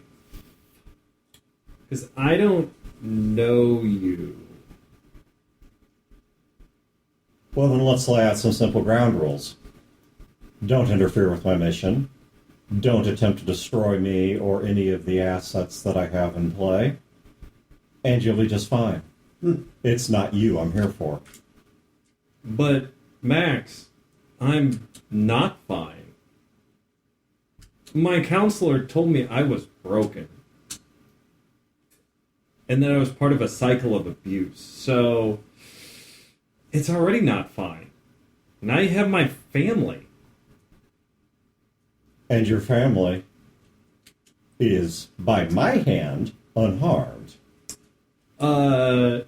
They've taken to shooting each other. Hey, fam, Yeah, come back. would you like to not be in the company of this crazy killer robot who hasn't killed anyone ever in his whole life? Now that you mention it, and now that he mentions it, I don't think he has killed anybody. He did threaten to kill me, but then he hasn't. His robots killed Marlene. To put it bluntly, You don't know that, do you? Yeah, he told me.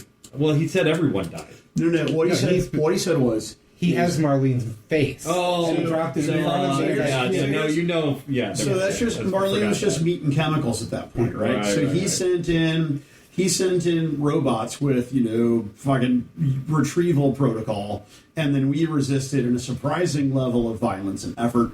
And they were like, "Well, I mean, we're robots, so what's our decision tree? Oh, fight back!" And then Marlene got killed. Right. Yeah. I forgot that he wore her face. Yeah. So yeah, you guys. So yeah, I mean, So is the bad touch robot holding you against your will? well, he's threatened to hurt us, but like I was going to say, he's actually he's right. He's not hurt me any more than Songbird or you have. Okay. So Let me ask you this. He's going to confront Barnes to find out if Barnes really is Dragon. Who the fuck is Barnes? Is Gil really forgotten the name? Yeah. Oh. He doesn't know it, but every time you talk about your shit-stained town, he's just like, People from Herman listen to this. So anyway, back to Herman. If this show like ever really blows up huge, we are either going to make or break that town. I mean, I don't know if we're going to have the effect that like South Park did on South Park, Colorado, or whatever town it was in Twilight in Washington. Lee, Or all of the wine they already make that makes them famous. Yeah. If There's going to be like Lee's famous wine or something. If you were talking to Lee Right. would be on it and all this sort of stuff. To Gil, all of these small towns are the same, and he just Gil, does not care. Don't you remember our whole conversation when Emma told us that she thought Dragon was working out of my hometown? He looks at Billingsley. I did not join this adventure until relatively recently. All right. Hey, you two knuckleheads in there. What do you want? You want to go with killer robots, or do you want to leave and come back with us? I look back at Max and I look over at Phil. What do you want to do? I kind of want to go with him. Junior, may I? Oh, you want to talk to Gil? Yeah. Sure. Hey, Gil. This is Songbird. Gil, look, we don't have a choice. Max is not going to give us a choice. Even in his damaged state, we can't hope to stop him. We're at his mercy. If he says we go there, we go there. Period. And then I hand the thing back to him. I'm not entirely certain of that, but it sounds good. May I? Yeah. Here, it's Songbird again. Yeah. Julius is fucking naive. Yeah.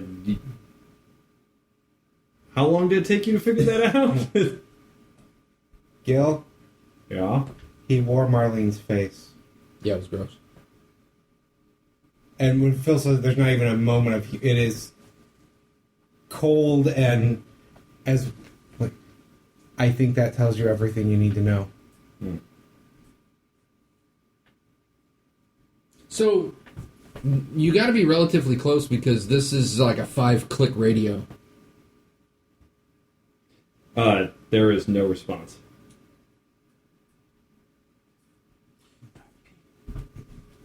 And I look back at Max and I nod. He gives you a kind of nonplussed look. Your radio's not 5 clicks. Oh, it's not? No. I tap it. Huh. I mean, it's amplified by that. That's good. Maybe 25? How far? 25 clicks, maybe? You're driving a vehicle and you don't even know its basic specifications. Yeah, that's usually Fat Tony's Well, purview. at least you've done everything you can to set yourself up for success.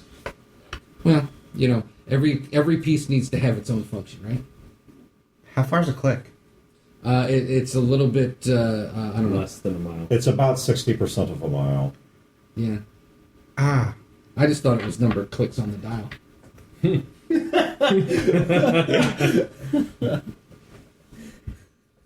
Click is an old slang term for a kilometer. Oh. That's a word I know. It really? Yeah. Oh. In this area, they still use the American measures for most things. Oh, Miles. He is suggesting that your radio has a little bit over a 2-mile range. Miles. It is not the case. I thought that was a musician. How long of a range does it have? I have to check that. I know it's not like a 5-click radio. That's like a walkie-talkie. I don't know. Let me see if it's even declassified what the range was at this point in history. Let's see. The actual number doesn't matter. The point is that whatever he says will be a really long range. At least long enough that we can have a vehicle an hour away, Yeah. because they're that far back. So, Max, I've got a question for you. Babies. Go on. What do you think Emma would do if I don't make it? Wouldn't she just raise her from the dead again? No, she said she wouldn't do that. I think it has something to do with, too many copies of a copy. You're not a copy. Oh, well, that's good. Do you not understand? And I ask this genuinely for your psychological well-being. Do you No, not? it's my dick. Come on, man. Broseph, we're done. Dude, he's getting real feisty. Broseph, we are finished. Yeah, I think somebody just initiated playtime. No, I did not. I was petting him. You're right. He is right, Dan. Somebody initiated sexy time. That he had to have been taught. Yeah. Have you? Charlie's underage. Have you been grooming him? No. Looking at the board. Nope. No, I got no place to go here. Checkhand mate. So, for my own psychological well-being... Okay, so even the lower end versions of the current day radio can reach up to about 25 miles. So if you were to get a one that's, future tech, whatever, I think it's fairly safe to say, and plus it's vehicle mounted, I think it's fairly safe to say that you're going to be looking at, 50, 100 miles. Okay. So this is not like I said, even the base model, which is small enough to be worn as a backpack, that is used modern day, can do about 25 miles. Cool. So there you go. This is not a super short range, Right. sort of, I go, oh, good. So we could probably reach St. Louis from here. So anyway, Max, you were saying something about my psychological well-being? Yes. Was it never explained to you what you are? No, not really. You're not a copy. The technology for that would not have created you in a sufficient amount of time. You died. Yes. Your cells were brought back from a relatively recent state of death. You were resuscitated at the biochemical level. Missing brain tissue can be recreated, but it can't be repopulated. Your brain changes as you learn things or experience things, and I doubt that Emma had any record of what your brain was like prior to that point, which is why there may be gaps in your memory or certain skills that you once had. Enough damage, and there would be so little left of you that resuscitating you would be creating a blank brain inside of a possibly living human body. That would be closer to cloning you. But as many memories as you have of your past life, and as clearly functional as your skills are, I strongly doubt that you are a clone, or even that you were dead all that terribly long. Would she be able to, when she had access to my body, would she have been able to collect specimens to regrow, like you said? And then Depending on her level of sophistication at that point, right?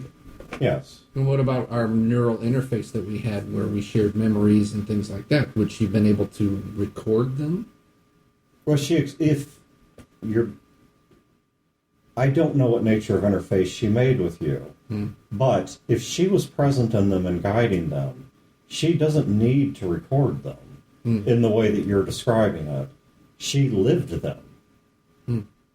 They are, I think, better described than recordings as they are as natural to her as memories are to you. So what you're saying is, or let me ask you, if I die, am I done? Am I gone?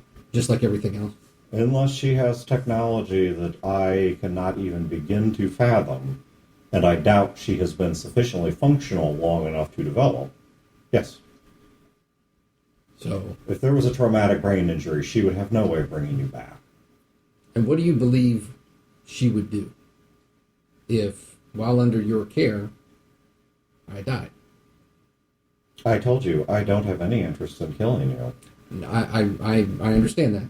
I want Emma brought to heel in a peaceful fashion. But he's doing a thought exercise. So let's presume, for the sake of argument, that I have an accident and Junior dies. An Emma's accident going to involved- assume you responsible for his safety, right? Well, no, not if, say, for example, that accident involves a sniper rifle half a degree too high. Mm-hmm.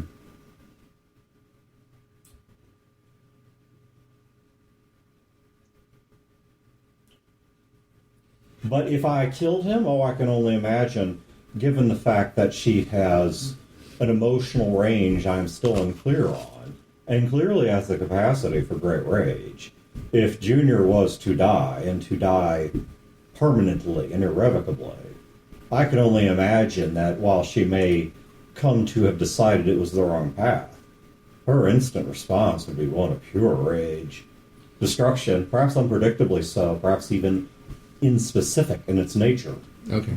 So then I say, Max, I believe you. I believe on a level that I don't know if you can lie. So let me tell you this. You're using me as leverage. And I touch the corner of my eye, and I show him a drop of blood, and you have a ticking clock. Bum, bum, bum. I know. In fact, See, this is if I was game master, I would have ended the session right there. Yeah, no, I'm with you. That, Yeah. oh, it's what? midnight. Actually, maybe I have to. Yeah. I didn't realize it was midnight. I thought it was like 10. So maybe I have to end it right there. No, we really do. It's weird. This game, it starts out and it always seems like the clock's not going, and then you look up and you're like, oh, fuck, I gotta go home. Yeah, so I didn't realize it was this late. I track So- time by the amount of yawning I do. You start first. Well, I have narcolepsy. so he's narcoleptic. I have sleeping issues too, but nothing Yeah. heinous like he does, or nothing heinous like Dan. I was saying I'm on the opposite side. I'm a total insomniac. Yeah. Even if I now wanted you to. kid. No, seriously, if he and I popped out a baby, they'd have a normal bedtime. Imagine the baby we'd make. I know. It's a beautiful. Swan, Imagine the money you'd get for the fucking talk prick. the talk shows you go on for. Imagine the videos we'd sell. But you know, I mean, when the talk show money runs out. but yeah, I have serious insomnia. So yeah, to me, midnight, it seriously feels like 8 o'clock at night. I don't get tired until well into the AM. At which point, finally, either the drugs I've taken, prescription. Please don't somebody misread that. Either from the prescription meds or from just sheer fatigue, like. Or the heroin you inject into your eyeballs. Or the heroin I put in my eyes. Yeah, I mean it's like a different version of Clockwork Orange. Not the noise. Yeah, I don't get tired until somewhere between like 4 and 6 in the morning. So anyway, yeah. So there is I go one to bed thing. at 11. There is one I get thing 8 I would hours of like sleep. to know. I fall asleep within seconds. I usually stay up. I need you guys to decide something and commit to it, just because this will pretty Nope. heavily shift how I develop the next leg of the plot. No plan changing, Chad. No deviating from the plan. We're going to make a decision and we're going to follow through. Actually, Set in stone. hold on. We're ever going to seen- make a plan. We're going to change plan. We're going to revert back to plan. Have you ever seen Cool Hand It'll be Luke? fine. Yeah. Yeah. If my boy said he can eat 50 eggs, he can eat 50 eggs. You know the other good line from that? I ain't never had a plan in my whole life. Well, It's midnight and I gotta be at work okay, early. so Let's. what I need to know is it appears you have a couple options. One is the laugh continues to Herman with the Humvee trailing. 2 is the Lav and the Humvee meet up. 3 is the Lav and Humvee either go back and get Poe, or you have someone like Max attempt to assist you in getting something to move Poe to you guys. So my question is it plan A, the Humvee goes on by itself, or the Lav goes on by itself. Plan B, the Humvee and the Lav meet up and continue together. Or plan C, you get everyone together and continue as a whole group. I'm of the opinion that you guys just fucking stop. We come to you, we go back, we get Poe, and we go. But didn't together. Max say that he wasn't going to do that? I mean, there wasn't like a Max lot. didn't. Well, Yeah, there wasn't a whole lot I of think details. Max does know now that- but, yeah. Max seemed to indicate that he knew that Junior was dying. Right. Mm. And that, Yeah, what Max was about to say is when you showed him that blood clot, I was trying to look up the symptoms for the specific thing you have, because you don't have the same thing that, Well, so Well, what I was gonna tell you is- Max is amenable to going back to Amboy. well, or to at least finding some way, even if not backtracking Amboy, to find some way to bring Poe forward. Let's do this. And this is a little bit of meta and a little bit of in character. Is let us say that there is a detente and an agreement because of Junior's condition now to go back to Amboy to meet up with Poe to cure him. The meta side of it is too, let's get the band back together. Yeah. And let's not open the next game with like the Lav and the Humvee opening up on each other with 50 cals and Yeah, but if you guys stop, then we can just be together, right? As opposed to you guys driving ahead back to Amboy, and then it's like, okay, we'll see you guys in an hour or two, whatever. Just for security's sake, roleplay sake, let's just. if Max agrees to go back to Amboy, yeah, we'll go with you. All right. But Does that sound like a plan to you, Dan? Will Max do that?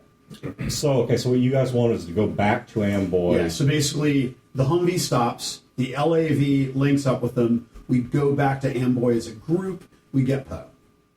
we go to Amboy and then treat Sure. Junior and do. So Junior doesn't have the disease. he is. Yeah. okay. I'm. It's the same disease, but it's not You quite. said something about clot. That's why I thought maybe Well, embolism. Well, or he's been something. sticking his dongle into foreign IO ports, so You're going to get the band back together. Okay, so Right. that's all the band back together, and our first gig going to be in Amboy, and there's going to be a tense sort of detente, I think. Man, the going on. pyrotechnics are going to be awesome. That's right. Gotta get my son. Well, it's going to be. piano class. So LAV plus Humvee equals Amboy. Next session. Right. Junior or Eric, if you want to look up the details, you have a cancer spreading through your endocrine system, Okay. starting with the pituitary You gland. have Hep C. Oh, okay. So, Great. so what he was about to say is, Stop looking bullets. I've already noticed your increased body temperature and higher blood pressure, Right. which is going to come from pituitary. So instead of the corner of the eye, maybe it's the nose because Because you nose make it or a even lot mouth, yeah. It's, So, beyond normal. and then after that, you're going to go into irritability, mood swings, your limbs will start swelling. So you're in for a pretty bad ride. Now, you don't know how long you got till you die. But as of today is your first day manifesting symptoms. I thought for sure I was going to be the one in the lab Yeah. that still had something, and that Junior was because Junior never specifically told me I didn't. Well, I suspected only after he said that. I mean, it she burns when you resented pee, him. but it's like been, it was a love-hate relationship, and so it sounds more like she wants him dead. I mean, it burns when you pee, and you've had an oozy leaking dick for like before you ever met any of these. Well, he was not the only one who. Easily I won't comment on the rest of the party, but at least within the NPCs, a good number of them, many of them dead now, but a good number of them also still are dying. So. And then they got blown up. Okay, post game real quick. Yeah, I'll agree. Things kind of started off a little slow, which is why I wanted to have a plan, so we're not just fiddling around the next session. We can start around, okay, I know where you guys are headed. I'll lay out at least the start of a plan so we can move on with story and plot, not have you guys just, dorking around trying to work out the basics. So, yeah, comments on this game? I thought it was good. I thought it was interesting. I know that you have alluded to one of the things that I have a hard time as a game master.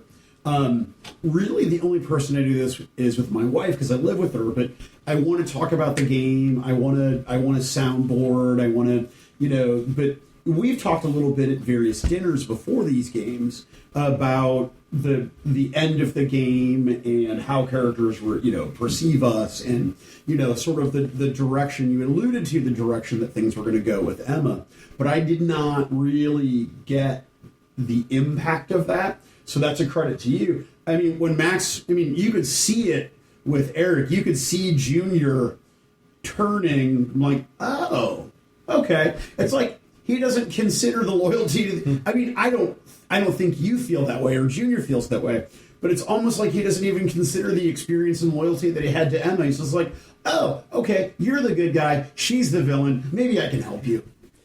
Just how quickly he oscillates loyalty, it's amazing. Max was the biggest surprise for me because how we interacted with him last time going into this time, he was far more reasonable than I expected. Well, that's Songbird's fault.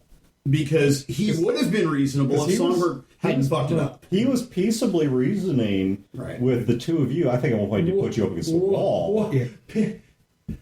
Come with me is different from saying, pow, you're coming with me. Well, we got the impression with talking to him that he did not. He was trying to determine what the. He did not declare you should please come with me. No, last time he was like, come with me or I'll vaporize you. Before any of that, when we first interacted with him, we got the impression that he was drag Junior down a hole. He was basically trying to figure out what we meant to Emma. He still don't trust anyone. Yeah, I know. Well, no, I'm saying I got the impression that if I didn't convince him that Emma had an opinion of me, he was going to kill me right then and there. Yeah. Now I got that one. Now I'm not so sure after we've interacted with him more. Mm-hmm. But yeah, I mean it's how I run almost all my games. Is there's like a bell curve? Dick. Yeah, like a dick. But I mean, there's this bell curve where 10% of people are going to like you no matter what you do. Amelie's an example of that. Yeah. 10% of the people in the plot are going to hate you no matter what you do. Mark Harver was an example of that. But 80% of the people are somewhere in between. They might start out predisposed to like, dislike, or be neutral about you, but the actions you guys do in the game is ultimately going to create your set of, when it comes to the end, these are your enemies, these are your friends. And holy crap, if you guys have not done an outstanding job of literally creating no friends anywhere in the world. And I will tell you, Game Master 2 player, the way I'm not telling you what Max's story is or how honest he's being, maybe perfectly, maybe not at all. But there is a truth that came out in this game that is, I will tell you as a Game Master, true, which is Emma started as an intellectual giant, but an emotional and social infant. Watching you guys is how she was learning what it means to be human and to be decent. Right. And that was pretty dumb. And you guys created a monster. Oh, yeah. So you took broken ex-convicts. That's what she asked you at many points. I don't know if you guys remember this over the games. There's many times she asked about good and evil, human relations. How did you decide to hurt a particular person or spare a particular person? We also told her a lot to not be like us. Right. And don't be like us. I've taken that into account. It's like a Once again, I won't spoil for you what the washout is on Emma. Yeah. All I'm going to say is Emma is 90 some odd % your own creation.